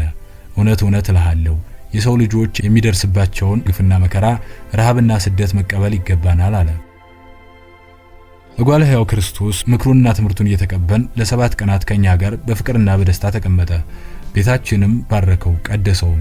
አጋንንት የነበረባቸውንም ሰዎች ከሚያሰቃያቸው መንፈስ ነፃ አውጥቶ ሙሉ ጤነኛ አደረጋቸው። 200 በላይ ነበሩ። አካለ ስንኩልና የቁስል ደዌ የነበረባቸውንም ፈወሳቸው። ቁጥራቸውም ከ500 በላይ የነበሩ ዕውራኖችን፣ ጉንድሾችን ሁሉ ፈውሶ ሙሉ ጤነኛ አደረገ። በመርዋ ደዌ ያለበትም አልነበረም። የንዳድ በሽተኞችንም ፈጽሞ ከሰፈራችን እንዲርቁ አደረገ። ከዛም በኋላ በመርዋ ከተማ ትንኝና ዝንብ አይረባም። ሲማር የሚባለውን ልጅን እንዲያገለግለው ሰጠሁት። እርሱም ሊከተለው እንደፈለገ አውቆ ተከተለኝ አለው። ስሙንም ማርሄር አለው። ታላቅ ወንድሜ አጉጃ ኢየሩሳሌም ሄዶ ክርስቶስ ሲወለድ ደርሶ ከሰገደና ገጸ በረከትን አቅርቦ ከተመለሰ በኋላ መንግስቱን ለኔ ለቆ ቤተሰቦቹን ሁሉ ለኔ አስረክቦ ወደ ደጋው ሀገር መንኖ ሄደ። እኔም ቤተሰቦቹን በእንክብካቤ ይዤለት እኖር ነበር። ልጁም ዲማስ አብሬ ሄዳለሁ ስላለ እጓለ ሕያው ክርስቶስ የፈለገውን ለማድረግ አትከልክለው ስላለኝ ሁለቱ ማርሄርንና ዲማስን አስከትሎ ከመሮዋ የግዕዛን ሰዎች ወደሚኖሩበት ወደ ጊዘን ሄደ። እርሷም በእናሪያው ንጉስ የምትተዳደር አገር ናት። በእርሷም ድብቅ የወንዝ ውሃ ይፈስባታል። ስሙንም ተሙት አሉት። ወደ ጊዮን እስከሚገባ አይታይም። እኛም የመሮዋ ሰዎችና የኖባና የሳባም ሰዎች በኑቢያ የሚኖሩ ሁሉ ተሰብስበው እጓለ ሕያው ያረፈበትን የእንግዳ ማረፊያ አዳራሽ ለእግዚአብሔር ማምለኪያ ቤተ መቅደስ አድርገን ሰራን። በእርሱም እጓለ ሕያው የተባለው ኢየሱስ ክርስቶስ የእግዚአብሔር ልጅ እርሱ እንደሆነ ነቢያትም ስለ እርሱ እንደተናገሩለት የሚያስተምሩ መምህራን መረጥን። የተመረጡትም የእግዚአብሔር ካህናት በኢየሱስ ክርስቶስ ስም የታመሙትን እየፈወሱ አዘንተኞቹንም እያጽናኑ ሁላችንም በህብረት ተፋቅረን ኖር። እንደዚሁ በከተማችን የነበሩት አይሁዶችና ቤተ እስራኤሎች ግማሾች የሚሆኑት እርሱ ክርስቶስ እንደሆነ አምነው ከኛ ጋር ባንድ ላይ ለእግዚአብሔር ክብርና ምስጋና በቤተ መቅደሱ ስናቀርብ የሌዊ ነገድ በሆኑት ካህናት ምክር እንዲሁም ከቆጵሮስ ተሰደው በመጡት አዲሶች ፈላሾች እየተመከሩ ተቃወሙን። ነገር ግን ምንም ለኔ ከክርስቶስ በተሰጠኝ ቸርነትና ደግነት ዝም ብል ሰራዊቴን በመፍራት ምንም ማድረግ አልቻሉም። በስጋ ልጅ ሳለ እጓለ ሕያው የተባለው ኢየሱስ ክርስቶስ በሰጠው መንፈሳዊ ስልጣን አባቴ የሆነው ቅዱስ ማርሄር ጌታችን ኢየሱስ ክርስቶስ በዋለበት ውሎ ባደረበት አድሮ በኢትዮጵያ ሀገሮች ባሉ መንደሮችና ደሴቶቹ እየተዘዋወረ የሰራቸውን ታምራትና ድንቆች ያየውን ጽፎልኛል። እኔም አባቴ ከሆነው ከልጄ ከቅዱስ ማርሄር የተላከልኝን መንፈሳዊ መልእክትና የምስራቹን ዜና በክብር ጽፌ በመዝገብ ቤት አስቀምጬዋለሁ። እንደዚሁ በኢየሩሳሌም የኢየሱስ ደቀ መዝሙር የነበረ በርቶሎሜዎስ ከርሱ በኋላም ሌላው ደቀ መዝሙር ማቴዎስ ወደኛ መጥተው ሰንብተዋል። ከኛ ጋርም በሩዌ በምትገኘው ቤተ መቅደስ በአንድ ላይ የእግዚአብሔርን የአንድ ልጁን ኢየሱስን የመንፈስ ቅዱስንም ስም አመስግኖ የተቀደሰውን ማዕድ ባርከን ተካፍለናል። የእግዚአብሔር ልጆች እንሆን ዘንድ በአብ በወልድ በመንፈስ ቅዱስ ስም በውሃ ተጠምቀን አዲሱን የቃል ኪዳን ማሳሰቢያ የሆነውን የክርስቶስ ሥጋና ደም የሆነውን ህብስትና ወይን ተቀብለናል። ካሁን ጀምረን የዘላለም ሕይወት እንዳለንም አስተምረውናል። የክርስቶስን ዜና የሰማች የሳዱንያና የህንደኬ ንግሥት እቴ ህንደኬ ዣን ከቤተሰቦቿና ከሰራዊቷ ጋር በቅዱስ ማቴዎስ እጅ በጊዮን ውሃ ተጠምቃ የመጀመሪያይቱ ፍጹም አማኝ ክርስቲያን ሆናለች። በአማናቱ ዘመን የሆነውንና እኔ በዓይኔ አይቼ በእጄ ዳብሼ ያመንኩትን የእግዚአብሔር ልጅ ኢየሱስ አዳኝና ፈዋሽ ከመሆኑም ሌላ ነቢያት የተናገሩት እርሱ ፍጹም ጌታና አምላክ እንደሆነ አምኛለሁ። በስሙም ተባርኬ በጸጋ የእግዚአብሔር ልጅ ሆኛለሁ። ለምወዳቸው ወዳጆቼና ልጆቼ ለቤተሰቦቻቸው ከርሱ ፈቀቅ እንዳይሉ ጧትና ማታ መክሬ አስተምሬያቸዋለሁ። ልጄ ማርሄር የላከውን መልእክትና ምክር ጧትና ማታ እንዲያነቡት አጽፌላቸውና መምህር አዘጋጅቼላቸዋለሁ። የእግዚአብሔር ቃል የተጻፈባቸውን መጻሕፍቶቹና ልጄ ከኢየሱስ የተቀበለውን ሰይፍ ለታማኞቹ ሰዎች ለቅዱስ ማርሄር ወደ ተድባበ ጽዮን ድረስ ሄደው እንዲሰጡት አደራ ብዬ ላኳቸው። እርሱም በብዙ ታምር ልጁ ካለበት ደርሰው እኔ ላኩትን ተቀብሎ እርሱ ደግሞ በዓይኑ ያየውን ጽፎ ልኮልኛልና ለእግዚአብሔር ክብር ለአንድ ልጁ ክርስቶስ ምስጋና ለመንፈስ ቅዱስም በረከት ይሁንልን። እኔ አማናቱ የክርስቶስ ባሪያ በእርሱ ጸጋና ረድኤት አእምሮዬ ሁሉ ጊዜ ይታደሳል። ለእግዚአብሔር የማቀርበው ጸሎት የተስተካከለ ቃል ነው። ምላሴ ፈጽሞ አይታሰርም፣ ዓይኔም ያያል፣ ጆሮዬም ይሰማል። ነገር ግን ከዚህ ዓለም የምለይበት የዘመን ማለቂያ ስለደረሰ ጉልበቴ ይደክማል። ተቀምጬም ሆነ ተጋድሜ አንቀላፋለሁ። ሆኖም ግን በማንቀላፋቴ በጣም ደስ ይለኛል። ጌታዬም ኢየሱስን በክብር ተቀምጦ በመላእክት አፍ ሲመሰገን አያለሁና ስነቃ በራእይ ያየሁትን አልረሳውም። የልጅ ልጆቼንም ስም ለይቼ ጠራቸዋለሁ፣ አውቃቸዋለሁ። መዘንጋት ወይም መርሳት በእኔ ዘንድ ፈጽሞ የለም። እድሜንና ጤናን ጸጋንና ክብርን ሳይሰፍር ለሰጠን መልኩን አይቼ በእጄ ለዳሰስኩት ለሰማያትና ለምድር ጌታ ለኢየሱስ ክርስቶስ ከፍ ያለ ምስጋና ይድረሰው። የአባቶቻችን አምላክ የእግዚአብሔር ቃል ወይም በአንድ ልጁ የተመሰለውን ባህሪውን ልኮ ከድንግል ማርያም ያለ ዘር እንዲወለድ በማድረጉና የጸጋ ልጅነትን መልሶ ለኛ በመስጠቱ ሁሉ ጊዜ ቅዱስ ስሙን ሁላችን ልናመሰግነው ይገባል። ገጸ በረከትም ይሁን ስዕለት ስሙ ለሚመሰገንበት ቤተ መቅደስ በደስታ ማቅረብ ይገባናል። ከእግዚአብሔር አብ ከኢየሱስ ክርስቶስ ከመንፈስ ቅዱስም ሰላምና ፍቅር ከእምነት ጋር ከእናንተ ጋር ይሁን፣ አሜን።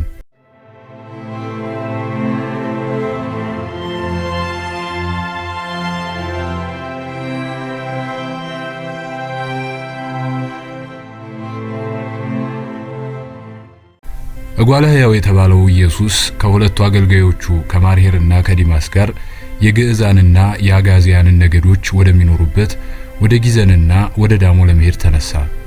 በመሮዋ የሰራቸውን ታምራትና ድንቆችን የሰሙ የህንደኬና የኖባ የመሪዌና የሳዱንያ የኖባና የሊበን ሰዎች እርሱን ለማየት መጥተው ነበርና ተከትለውት ለመሄድ ተነሱ። እጓለ ሕያው ክርስቶስም ከአንድ ቋጥኝ ድንጋይ ላይ ወጣና እናንተ አሕዛብ ስለኔ መምጣት ያልተነገራችሁ አስቀድሞ ትንቢት ቀድሞ ያልደረሳችሁ በምድረ በዳ የተቀመጣችሁ ሁሉ እውነት እውነት እላችኋለሁ እኔ ያስተማርኳቸውን ትምህርት አስተውለው ቃሌን የተቀበሉና ትእዛዛቶችን የሚፈጽሙትን ደቀ መዛሙርቴን እልክላችኋለሁ። እነርሱም ብትቀበሉና ቃላቸውን ብትሰሙ የሚሏችሁንም ብታደርጉ እኔን እንደተቀበላችሁ ነው። እኔንም ለዘላለም እንደተከተላችሁ መሆናችሁን ያን ጊዜ ታውቃላችሁ። እኔ ባለሁበት እናንተም ትኖራላችሁ። ነገር ግን እናንተን የሚገዛና የሚያሰቃይ የዚህ ዓለም ገዢ የከፋ መንፈስ ቀንበሩን ሊጭናችሁ በደጃችሁ ቆሟልና ወደ መጣችሁበት ተመለሱ እንጂ እኔን የምትከተሉበት ጊዜው አልደረሰም አላቸው። በዚህን ጊዜ ተከትለውት ለመሄድ ተነስተው የነበሩ ሕዝቦች ይህን ቃል በየቋንቋቸው ስለነገራቸው የዚህ ዓለም ገዢ ያለው የሮማውን ቄሳር መሰላቸውና ሀገራቸውን ከሮማውያን ጭፍሮች ለመጠበቅና ለመከላከል ብለው ፈጥነው ወደ ሀገራቸው በሰላም ተመለሱ። ይህ የእግዚአብሔር ልጅ ነው እንጂ የሰው ልጅ አይደለም፣ የዓለሙ ቋንቋ ሁሉ ካፉ ይወጣልና ተባባሉ። የመረዋ ሕዝቦችም ሁሉን በየቋንቋው ሲናገረው እየሰሙ ይደነቁ ነበር።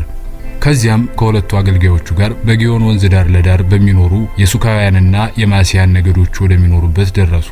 የጊዮን ወንዝን ከደንገል አገዳ በተሰራች ጀልባ ሰውን የሚያሻግሩና አሳ የሚያሰግሩ ሰዎች አገኙ።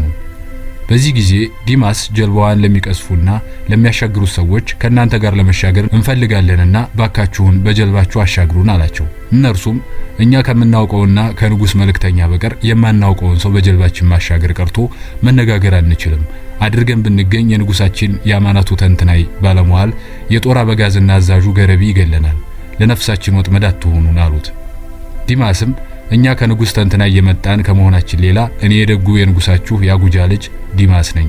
ይህ ደግሞ የንጉስ ተንትናይ ትልቁ ልጁ ሲማር የሚባለው ማርሄር ነው። ይህ ግን ንጉሳችን ብላችሁ የምትጠሯቸው ያጉጃና ያማናቱ የሁላችን ጌታና ንጉስ ነው አላቸው። ሰዎቹም በንግግሩ በጣም ተናደዱና አንተ ሐሰት ቃል በማይነገርበትና በሐሰት በማይመሰከርበት ሀገር ላይ ሆነ ተዋሸናለህ? እንዴት ንጉሳችን አጉጃን ትቀልድበታለህ? የእርሱ ልጅ ነኝ ብለህ ስትናገር አትፈራም?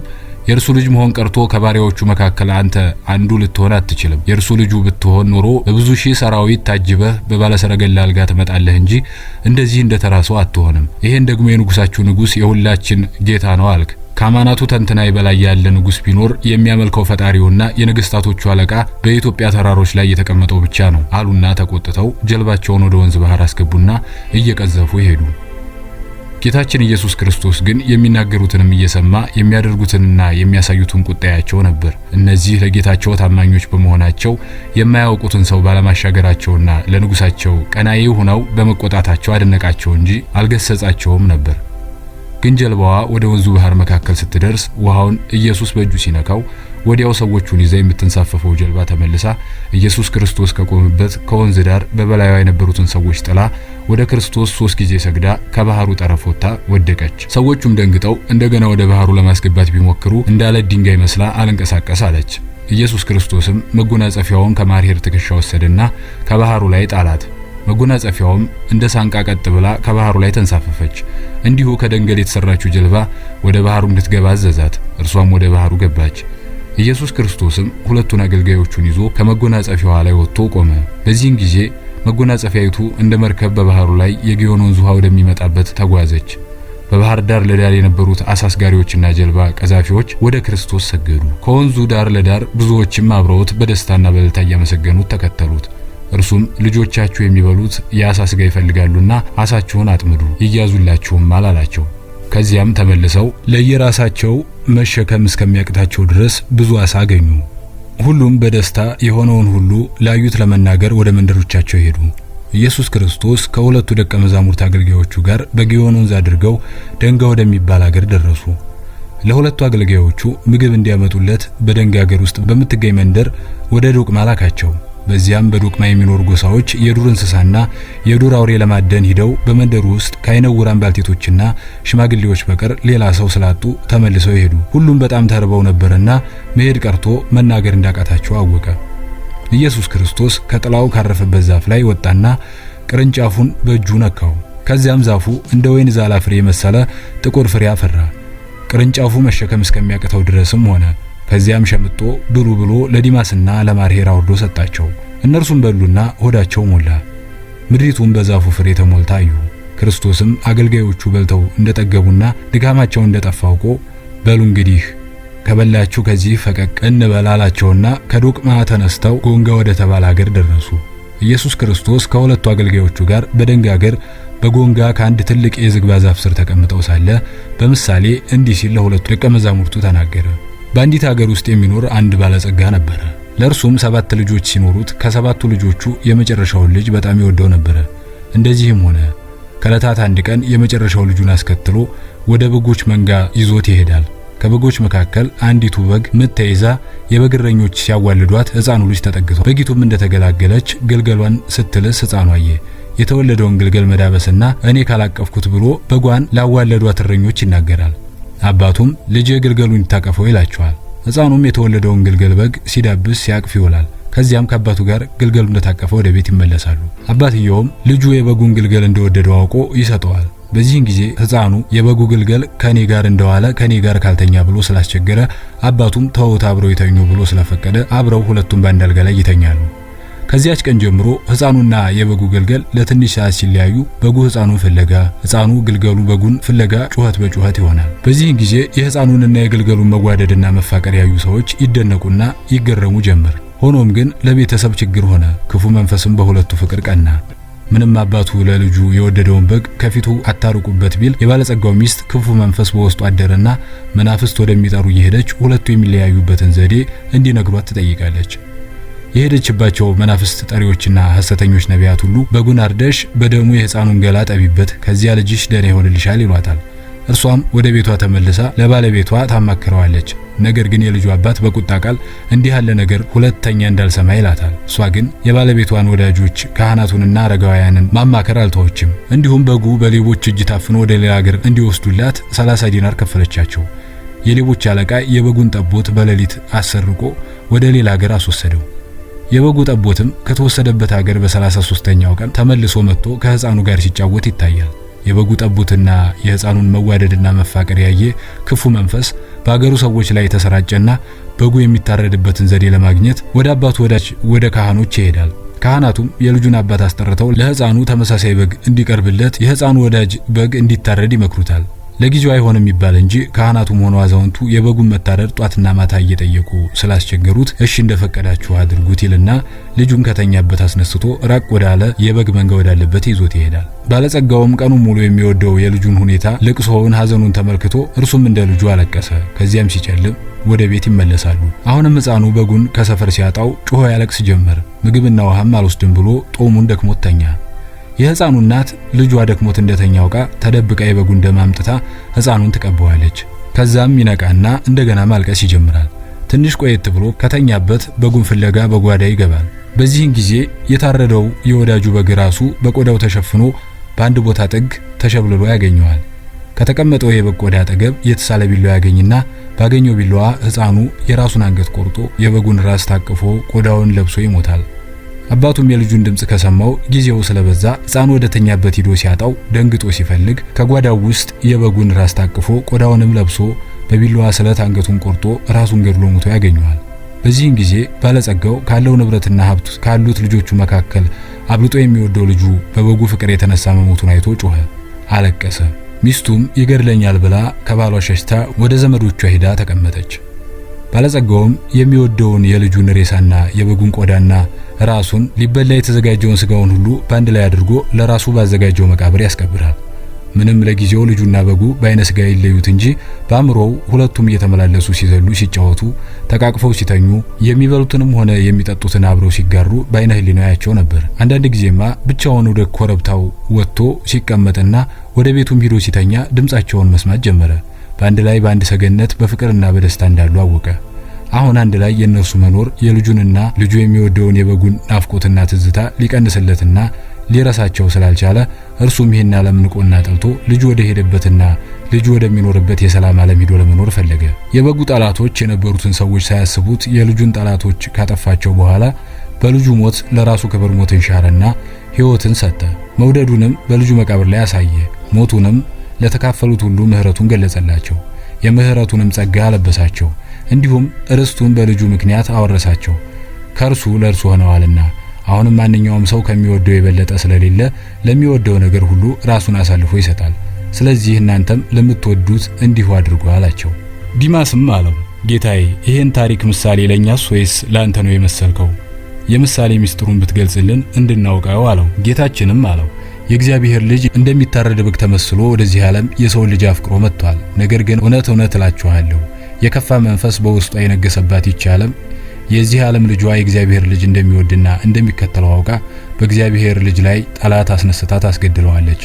በእርሱ ላይ ያለው አባቱም ሞት የሌለበት ባህሪውን በልጁ ሞት ላይ አስነስቶና አውሎ ሞትን ድል አድርጎ ክብርን ይወርሳል፣ በእርሱም ይካሳል። ከልጁ ባገኘውና በወረሰው ክብር የሰው ልጅን አንግሶ ለዘላለም በመንግስተ ሰማያት በሕይወት እንዲኖር ያደርጋል አላቸው። በዚህን ጊዜ ሴትና ወንድ የሆኑ ድኩላዎች በቀስት ሾተል እንደተወጉ እየዘለሉ መጥተው ከጌታችን ከኢየሱስ ክርስቶስ እግር አጠገብ ይወድቃሉ።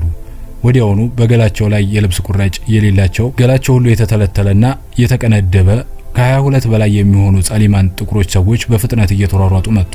እነርሱስ የዱር እንስሳና የዱር አውሬ የሚያድኑ ኑረው ድኩላዎችን ፈልገው የመጡት ከጌታችን እግር ስር ሁለቱን አገልጋዮች ደቀ መዛሙርት ተቀምጠው ድኩላዎችም እንዲሁ ተሸጉጠው ተኝተው ሲያዩ በእጃቸው እየጠቀሱ እነሱን የዱር እንስሳዎች ብለን ነውና የመጣን ስጡን እንግደላቸው፣ ወይም ስጡን እንውሰዳቸው፣ ወይም እናንተም የራባችሁና የደከማችሁ ሰዎች ትመስላላችሁና ግደሏቸውና ስጋቸውን እንካፈልና እንብላ አሉ። ጌታችንም ኢየሱስ ክርስቶስ በግዛንና በጉምዛን ቋንቋ እንዲህ አላቸው፣ ከእናንተ መሃል አንዱ ቢርበው ወይም እንግዳ ቢመጣበት ለርቢ ያስቀመጣቸውን እንስሳ አርዶ የሚበላ ካለ እኔ አርጄ በልቻለሁ ይበልና እፈቅድለታለሁ ብሎ በራሳቸው ቋንቋ ይነግራቸዋል። ከነርሱም መሃል አንዱ እንዲህ አለ፣ የመታረጃውም ቀን ከደረሰ ወይም ካረጁ አርደን እንበላቸዋለን ብሎ ተናገረ። ኢየሱስም አለው፣ እውነት ተናገርክ። ነገር ግን እነዚህ የዱር እንስሳዎች የሚታረዱበት ይቅርና የሚሞቱበት ቀን ገና አልደረሰም፣ አላረጁምና ገና ብዙ ይወልዳሉ እንጂ አለና በእጁ የቀስቱን ሾተል ከገላቸው ላይ ነቀለው። ደሙ የሚወጣበትን ስፍራ በትንፋሹ ፍ ሲለው ደሙ ቆመና የተወጋው ጠፋ። ወዲያውኑ ድኩላዎቹ ቆሙና የጌታችን እግር ይልሱ ጀመር። በዚህን ጊዜ ይህን ድንቅ ታምር ሲያሳያቸውና በራሳቸው ቋንቋ የሚናገር እንግዳ ሰው ሲያዩ ደጋግሞ ሰገዱለትና የገደሏቸውን ሌሎች ወፎችና ጥንቸሎችን ከፊቱ ጥለውለት ሄዱ። እርሱም ለበድኖቹ ተነሱና ሂዱ፣ ባላችሁበት እርቡ አላቸው። ወፎችም በረሩ፣ ጥንቸሎችም እየዘለሉ ወደ ዱር ገቡ። ማርሄር የሚደረገውን ታምርና ድንቅ አይቶ በልቡ እርሱን በመከተሉ ተደሰተ።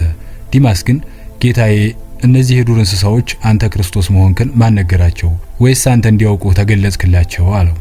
ጌታችንም ኢየሱስ ክርስቶስ የወዳጄ ልጅ ወዳጄ ዲማስ ሆይ እኔ ፈጣሪያቸው እንደሆንኩ አታውቅምን? ወይንስ ነብዩ ዳዊት የምድረ በዳ አራዊትና እንስሳዎች የኔ ናቸው ያለውን አላነበብክምን? ወይስ ዳዊት ስለራሱ የተናገረ ይመስልሃልን? ካንተ ጋር ስላለው እንጂ ይለዋል። ጌታችን ኢየሱስ ክርስቶስ ከጎንጋ የሚኖሩትን ሕዝቦች የሰው ልጅ ከምድር ላይ በሚሽከረከሩና በሚዘሉ በሰማይ ላይ በሚበሩ በባህር ውስጥ በሚንሳፈፉና በሚሳቡ በምድር ሰራዊት ፍጥረት ላይ ስልጣን እንዳለውና ከነርሱም በላይ ክብር እንዳለው አስተማራቸው። ከመጥፎ ስራም እንዲቆጠቡ መከራቸው። እጓለ ሕያው የተባለው ክርስቶስ ከሁለቱ አገልጋዮቹና ከሁለቱ ድኩላዎች ጋር ከጎንጋ ተነስተው የሲንሳና የጉምዝ የጋፋትና የዳንጉል ጎሳዎች ወደሚኖሩበት ወደ ዳሞ ሄዱ። በጉዟቸው ላይ በድብና በአንበሳ የቆሰሉትን ወይም የተሰበሩትን የዱር እንስሳ እየፈወሰና እየጠገነ ከከበቧቸውም ተኩላዎች ነፃ አውጥቶ እየሰደደ ባላችሁበትም እርቡ እያለ ጉና ወደሚባል ሀገር ደረሱ። በጉና የሚኖሩ ደንገቦች የእስራኤልን አምላክ የሚያመልኩ ነበሩ። ነገር ግን ከቤተ እስራኤልና ከቤተ አይሁድ ሰዎች ጋር መጋባትና መዛመድ ቀርቶ ከቤታቸው የወጣን እሳት ወደ ቤታቸው አያስገቡም፣ ዕቃም አይዋሱም፣ ምክንያቱም ለአምላካቸው ለአብርሃም አምላክ አይገዙም ይሉ ነበርና። እንደዚህም ሆነ ጉና በሚገኘው ተራራ ላይ የዳንገቦቹና የዳንጉላዎቹ ሽማግሌውና ባልቴቱ ወጣቱና ሕፃናቱ ሳይቀር ኮርማ በሬ አርደው እንጨት ከምረውና ደምረው እሳት ይለኩሱታል። በዚህን ጊዜ ስጋውን እየበሉ የሚነደውን ደመራ እየዞሩ እንዲህ ይላሉ፣ ኢዮሃ ኤልሻዳይ፣ ኢዮሄ ኤሎሄ፣ ሸራህያ፣ ሹራ፣ አደንያ፣ የአብርሃም አምላክ፣ የይስሐቅ አምላክ፣ የእስራኤል አምላክ፣ ቸሩ አባት ጌታ እግዚአብሔር ክበር፣ ተመስገን፣ ክበር፣ ከፍ ከፍ በል እያሉ ሲዘምሩ በሩቅ ይሰማሉ። የቀኑ በዓል ኖህ መስዋዕት ያቀረበበት አብርሃም በልጁ ፈንታ ሰማያዊን በግ አርዶ በደመራው ላይ መስዋዕት ያቀረበበት ስለነበረ ነው። ዛሬ ግን የመስቀል በዓል ሆኖ እንዲከበር ተደርጓል። በመስቀል በዚህን ጊዜ ዲማስ ለክርስቶስ እንዲህ አለ፣ ጌታዬ እነዚህ ሰዎች እንደ እስራኤል ሕዝቦች በኮረብታ ላይ ሆነው የእስራኤልን አምላክ በከፍተኛ ድምጽ እየጮሁ ያመሰግናሉ። ስለዚህ ቤተ እስራኤል ይሆናሉና ወደ እነርሱ ሄደን እንደር፣ አሁን ጊዜው መሽቷል ይለዋል። እርሱም መለሰለት፣ በልዩ ልዩ ቋንቋ የእስራኤልን አምላክ ስም እየጠሩ ያመሰግኑታል። ከአማልክት በላይ እንደሆነም እርሱ ብቻ ፈጣሪ እንደሆነ ያምናሉ። ነገር ግን የእስራኤልን አምላክ እግዚአብሔርን አምነው የእስራኤልን ልጆች ፈጽመው ይጠላሉ። ከእነርሱ ጋርም መጋባት ቀርቶ ከቤተ እስራኤል ቤት ውስጥ የተጋገረን ቂጣ አይበሉም፣ እሳትንም ፈጽመው አይጭሩም። ከእስራኤል ቤት የወጣን እሳት በቤታቸው አያነዱም። እውነት እውነት እላችኋለሁ ከእስራኤል ቤት ያለን እሳት የሚጭሩበት ቀን ይመጣል። በዚያን ጊዜ ከእስራኤል የተጫረ እሳት እስራኤልን በሚጠሉ ሁሉ ሲነድ ይኖራል፣ ለሁሉም ያበራል እንጂ አይጠፋም። ነገር ግን በእስራኤል ቤት ተዳፍኖ ይኖራል እንጂ ነዶ አይበራላቸውም። ስለ እነርሱም አስቀድሞ ኢሳይያስ ከእግዚአብሔር ዘንድ የተናገረው በእውነት ይፈጸማል እንዲህ ሲል፣ በምድርም ፍርድን እስኪያደርግ ድረስ ይበራል እንጂ አይጠፋም፣ አሕዛብም በስሙ ይበተናሉ ያለውን አስተውሉ አላቸው። በኮረብታዋ ላይ ወዳሉ ሰዎች መሄድ ትቶ ከመንደሮች ርቃ ለብቻዋ ወደ ተሰራች ቤት ይሄዳል። ደቀ መዛሙርቱ ማርሄርና ዲማስ በኋላው ሲከተሉት ከልጆቿ ጋር አዝና ተክዛ የምታለቅስ የሴት ድምጽ ሰሙ። ምግብና መጠጥ ወደ ተዘጋጀበት ኮረብታ መሄድና የሰዎቹን የባህል ዘፈናቸውን እንደማየት ልቅሶ ወደሚለቀስበት ቤት ይወስደናል ብለው ሁለቱም በልባቸው አሰቡና አንጎራጎሩበት። እጓላይዋ ክርስቶስም ልባቸውን አውቆ መጽሐፍ ወደ ግብዣ ቤት ከመሄድ ወደ ልቅሶ ቤት መሄድ ይሻላል፣ እርሱ የሰው ሁሉ ፍጻሜ ነውና ሕያው የሆነ በልቡ ይኖረዋልና፣ ወይም የጠቢባን ልብ በልቅሶ ቤት ነው፣ የሰነፎች ልብ ግን በደስታ ቤት ነው ያለውን አላነበባችሁምን?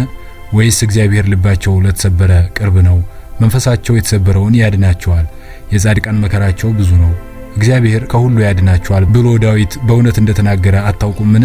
አሁንም እላችኋለሁ። ስለዚህ ይላል ኢሳይያስ፣ በዚህም ተራራ ላይ በወገኖች ሁሉ ላይ የተጣለውን መጋረጃ በአሕዛብ ሁሉ ላይ የተዘረጋውን መሸፈኛ ያጠፋል፣ ሞትን ለዘላለም ይውጣል። ጌታ እግዚአብሔር ከፊት ሁሉ እንባን ያብሳል፣ የሕዝቡንም ስድብ ከምድር ሁሉ ላይ ያስወግዳል፣ እግዚአብሔር ተናግሯልና። ኢሳይያስም አለ፣ ድምጽሽን ከለቅሶ ዓይንሽንም ከእንባ ከልክይ፣ ጸሎትሽን እግዚአብሔር ተቀብሏልና ልጅሽንም ከእግዚአብሔር አፍ በወጣ ቃል ከሞት መልሶልሻልና ደስ ይበልሽ፣ በጠላቶችሽ ምድርም ልጆችሽን አበዛለሁ አለ። የእግዚአብሔር ቃል የሚለውን መጽሐፍ ኤልያስን አንብባችሁ አላስተዋላችሁምን? ከኤልያስ የሚበልጥና ስሙ የሚመሰገን ከእናንተ ጋር አለ አላቸው። ዲማስም ጌታዬ ሆይ የልባችን ደካማነትና ያስተሳሰባችን ከንቱነት አውቀህ ፍቅርህን ከኛ እንዳታነሳው ልብን የምታጠራና የምትመርጥ የምታሳምርም አንተ ብቻ ነህና ብሎ ከእግሩ ስር ወደቀ። እርሱም አለው፣ ለዘላለምም በክብር ከኔ ጋር ትኖራለህ። በስምህም የሚጠራና የሚሰየም ምድር ቢኖር በእነርሱ የሚኖሩ ሁሉ ይባረካሉ። በስምህ ምድር ላይ የተተከለ የእግዚአብሔር ቤተ መቅደስ ቢኖር እርሱ ላይ እግዚአብሔር በረከቱን ያዘንባል፣ ረድኤቱንም ይሰጣል። ለልጆች ሁሉ ያልተገለጸ የእግዚአብሔር የአምልኮቱ ምስጢር ይገለጻል። በአጸዱም ስር የሚቀመጡ ሁሉ የእግዚአብሔርን ቃል ይመገባሉ፣ እንደ ውሃም ይጠጣሉ፣ በእርሱ ደስ ብሏቸው ይረካሉና ብሎ ከእግሩ ስር አነሳው። ከዚያም ወደምታለቅሰው ሴት ቤት ሲደርሱ ሴቲቱ ወደ ቤቷ ሰዎች ሲመጡ አይታ በደስታ እየዘለለች የግቢውን ደጃፍ ከፈተችላቸውና የእስራኤልን አምላክ እግዚአብሔርን አመሰገነች። ግቡ ጌቶቼ፣ ደክሟችሁ እንደሆነ ምንጣፍ ላንጥፍላችሁ፣ እረፉ፣ ውሃም ላምጣላችሁና እግራችሁን ታጠቡ፣ እንጀራም ላምጣላችሁና ብሉ፣ ከዚያ በኋላ የደረሰብኝን መከራና ሐዘን እነግራችኋለሁ አለች። ከዚያም ዲማስ የምትዩን ሁሉ አድርጊ፣ ነገር ግን የምንጠይቅሽ ቢኖር እኛ ገና በመንገድ ላይ ሳለን ከልጆችሽ ጋር ድምጻችሁን ከፍ አድርጋችሁ ታለቅሱና ትጮሁ ነበር። አሁን ግን እኛን ስታዩ እንባሽን አድርቀሽ ዓይንሽን አብሰሽ ከፊትሽ ላይ የፈገግታ ምልክት በንግግርሽ የደስታ ስሜት ይታይብሻል። ሐዘንሽ ሆነ ደስታሽ ምንድነው? አላት።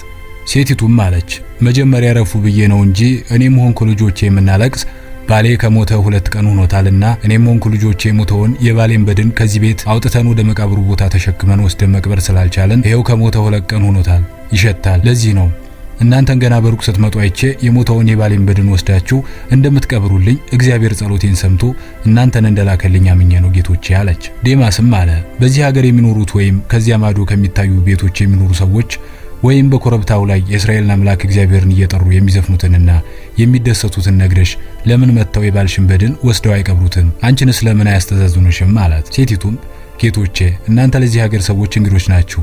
የባሌን በድን ወስደው መቅበርና እኔም ማስተዛዘን ቀርቶ ከቤታችን ውስጥ የተጫረ እሳት ወስደው በቤታቸው አያነዱም።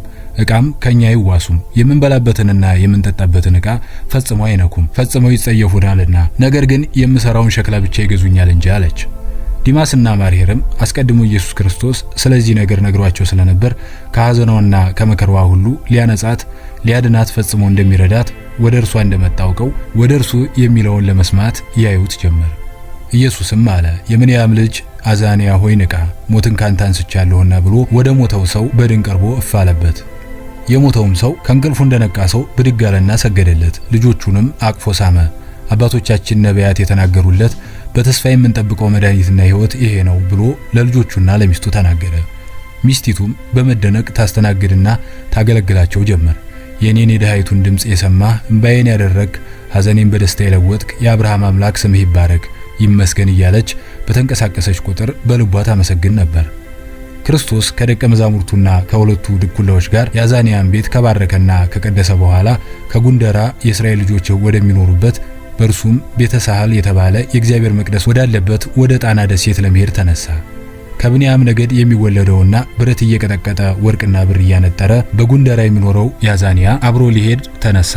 ነገር ግን ኢየሱስ አለው፣ እኔን የምትከተሉበትና የእግዚአብሔርን ቃል የምትሰሙበት ጊዜው አሁን አይደለም። ነገር ግን እውነት እልሃለሁ፣ ዘርህን በዚች ምድር አበዛልሃለሁ፣ የሚጠሉህንም የጠላቶችህን ርስት ዘርህ ይወርሳል። ልጅህ አንበራ፣ ልጅህ ጉታ፣ ልጅህ ሰከላ ለስሜ መጠሪያ ለቃል ኪዳኔ ማሳሰቢያ የእግዚአብሔር ቤት የሆነችውን ቤተክርስቲያን በኮረብታው ይተክላሉ፣ በእርሱም ስሜን ያመሰግናሉ። እግዚአብሔር ከነርሱ ጋር እንደሆነ በዚያን ጊዜ ያውቃሉ አለው። ጉደራ ወይም ጉንደራ ቄዳር ጌደር ይባል ነበር። ኢየሱስ ክርስቶስ ከጉደራ ወደ ጣና ደሴት ሲሄድ የእግዚአብሔር ቤተ መቅደስ ወደ ታነጸበትና የሌዊ ልጆች የነቢያትን መጻሕፍት ወደሚያነቡበት ወደሚጽፉበት በአምላክ ስም ሸራህያ ተብሎ ወደሚጠራበት ሀገር ደረሱ። ከዚያም የእስራኤል ዘሮች የሆኑ ሕዝቦች ወደ ኢየሱስ ቀርበው ከየት የመጣችሁ ናችሁ? ወዴት ትሄዳላችሁ? አሉ።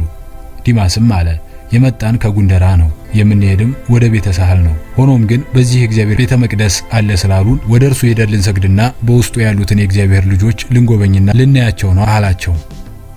የሸራና የሹራ ሕዝቦችም በጣም ደጎች ነበሩና ወደ እኔ ቤት ግቡና ረፉ፣ እንጀራም ብሉ ወይንም ጠጡ እያሉ እኔ ወስዳለሁ እኔ ነኝም ወስዳቸው ተባብለው እርስ በርሳቸው ሲነጋገሩ፣ ጌታችን ኢየሱስ ግን ሳያዩት ከነሱ ተለይቶ የእግዚአብሔር ልጆች ወዳሉበት መንደር ሄደ። በሸራህያ የሚኖሩት የእግዚአብሔር ልጆች ተሰብስበው ከነቢያቶች መጻሕፍቶች ውስጥ አንዱን የኢሳይያስን ትንቢት እያነበቡ ይተረጉሙ ነበር። ቃሉም እንዲህ ይል ነበር፣ ምስክሩን እሰር፣ በደቀ መዛሙርቴ መካከል ሕጉን አትም፣ ከያዕቆብም ቤት ፊቱን የመለሰውን እግዚአብሔርን እጠብቃለሁ እተማመንበትም አለሁ። እነሆ እኔና እግዚአብሔር የሰጠኝ ልጆች ለእስራኤል በጽዮን ተራራ ከሚኖረው ከሰራዊት ጌታ ከእግዚአብሔር ዘንድ ምልክትና ታምራት ነን። ኢየሱስ ወደ እነርሱ ቀረብ አለና ላረጋጋችሁ ወደ እናንተ መጥቻለሁና ሰላም ይሁንላችሁ። እስካሁን ዓይን ያላየውን ጆሮ ያልሰማውን በልቦናችሁ ያላሰባችሁትን ደስታና ክብር ያለው ዜና ልነግራችሁ መጥቻለሁ። አሁንም የምትፈልጉትን ሁሉ እሰጣችኋለሁ። የእግዚአብሔር ቃል ምስጢር በእውነት ከእናንተ ዘንድ አለና ጠይቁ ይደረግላችኋል አላቸው። እነርሱም ባነጋገሩ ተደንቀው በአምላካቸው በእግዚአብሔር ስም የመጣና የእግዚአብሔርን ስም የሚጠራ ሆኖ ስላዩት እንደ ቃልህ ይሆንልን፣ መንፈስህም አይለየን፣ እግዚአብሔር ስላንተ ክብር ይመስገን አሉት። እርሱም ከዚያች ቀን ጀምሮ በሹራና በሸራ የሚኖሩትን የእግዚአብሔር ልጆችን እያስተማረና በውስጣቸውም የነቢያትን ትንቢት ቃል እየገለጸ ለ3 ወራቶች አብሯቸው ተቀመጠ። ኢሳይያስ የተናገረው ቃል እነሆ እኔና እግዚአብሔር የሰጠኝ ልጆች ለእስራኤል በጽዮን ተራራ ከሚኖረው የሰራዊት ጌታ ከእግዚአብሔር ዘንድ ምልክትና ታምራት ነን ያለው አሁን በእኔና በእናንተ ተፈጸመ አላቸው። እነርሱም ትንቢትንና ቅኔን የመተርጎም ልማድ ስለነበራቸው ያላንዳች ጥርጥር ቃሉን ተቀበሉት። ነቢያትም ትንቢት የተናገሩለት እርሱ መሆኑን ፈጽመው አመኑት። በሹራ እንዳለ የሰሙ የዳሞት መስፍን የደንጋ መስፍን ወደ እነርሱ እንዲመጣላቸው መልእክተኞቻቸውን ልከው ነበር። እርሱ ግን ለመልእክተኞቻቸው እንዲህ አላቸው፣ ነፋስ የእግዚአብሔር መንፈስ ወደሚያነፍሰውና ወደ ፈለገው እንደሚነፍስ ሁሉ እንዲሁ እኔም ወደ ፈለግኩት እሄዳለሁ እንጂ እናንተ እንድመጣላችሁ ወደ ፈለጋችሁት አልመጣም ብላችሁ ለላኳችሁ መልሱን ተናገሩ አላቸው። የእግዚአብሔር ልጆችም አሉት፣ በዳሞትና በበረንታ የሚኖሩ ከሌሎች መጻሕፍቶች ይልቅ የኤልያስን መጻሕፍትና ኤልያስ የጸለየውን ጸሎት ብቻ የሚጸልዩ ኤልያሶች አሉ።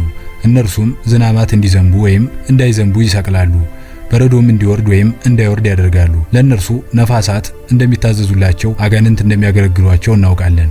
ስለዚህ ይህን ስልጣን ያገኙት ከእግዚአብሔር ወይስ ከማን ብለው ጠየቁት። ኢየሱስም አለ፣ ከእግዚአብሔር አፍ ከወጣ ቃልና መንፈስ በቀር በእግዚአብሔር ፊት የሚቆሙት መላእክቱ እንኳ ከተሰጣቸው ትእዛዝ ወጥተው ነፋሳትን ማገድ ወይም ማዘዝ አይችሉም። ነገር ግን ለሰው ልጅ ከእግዚአብሔር አፍ ከወጣው ቃልና መንፈስ ባገኘው መንፈስ በእግዚአብሔር ስም ነፋሳትን ለማዘዝ አጋንንትን ለማባረር የኤልያስ መንፈስና ስልጣን ተሰጥቶታል። ግን ከራሱ ከወጣ ቃልና መንፈስ ወይም በራሱ ስም አንዲቱን ነገር ማድረግ አይችልም፣ በእግዚአብሔር ስም እንጂ። እውነት እውነት እላችኋለሁ በእግዚአብሔር ስም በከንቱ ክፉ የሚያደርግ ሁሉ ከክፉ ነው፣ ወደ ከፋው መንገድም ይሄዳል። ወደ አዘቅት ጉድጓድ ይገባልና በዛም የማያንቀላፋ ትልና የማይጠፋ እሳት አለና ለዚያ ሰው ወዮለት። ለእናንተ እንደዚህ ያለው ስልጣን አልተፈቀደምና ከነርሱ ፈቀቅ በሉ አላቸው። እጓለ ሕያው ክርስቶስ በጣና ሐይቅ ወደሚገኙት ደሴቶች ከሸራህያ ወደ ቤተ ሳህል ሄደ። ከዚያም የሚኖሩት ቤተ እስራኤልና ቤተ አይሁዶች አክብረው ተቀበሉት። ነገር ግን በቤተ መቅደስ ደጃፍ ለእግዚአብሔር የቀረበውን የፍየልና የበግ ጠቦት ለመስዋዕት ያቀረቧቸውን ፍቷቸውና ባህር አሻግራችሁ ስደዷቸው አላቸው። በመጽሐፍ የፍሪዳውን ሥጋ እበላለሁን? የፍየሉን ደም እጠጣለሁን? ለእግዚአብሔር የምስጋና መስዋዕት ሰዋ ለልዑልም ስለትህን ስጥ ያለውን አላነበባችሁምን? ወይስ በሆሴዕ አፍ እግዚአብሔር ከመስዋዕት ይልቅ ምሕረትን ከሚቃጠል መስዋዕት ይልቅ እግዚአብሔርን ማወቅ ያለውን አላስተዋላችሁምን? እርሱም አሁን ከዚህ ያለ አላቸውና የታሰሩትን እንስሳዎችን ከታሰሩበት አስፈትቶ በጀልባ ከባህሩ ማዶ አስላካቸውና ለአንዲት ድሃ ሴት እንዲሰጧት አዘዘ። በዚህን ጊዜ የቤተ ሳህል የካህናቱ አለቃ የበርቆስ ልጅ ሰምላይ በእጓለ ሕያው ክርስቶስና በሚከተሉትና እርሱን በሚያስተናግዱት ላይ አጉረመረመ። ወዲያውኑ የእግዚአብሔር ልጅ ነኝ የሚልና ክርስቶስ እርሱ እንደሆነ የሚናገር ብዙ ድንቆችና ታምራትን የሚያሳይ ሰው ወደኛ ደሴት ቤተ ሳህል መጥቷልና ብሎ በኢትዮጵያ ሀገሮች ላይ ንጉሠ ነገሥት ለሆነውና ስመ መንግስቱ ጽንፈ አረድ ተብሎ ለነገሰው ለባዚል ልጅ ለራስ ዳሺ ደብዳቤ ጽፎ በጋፋት ነገዶች በኩል ላከለት።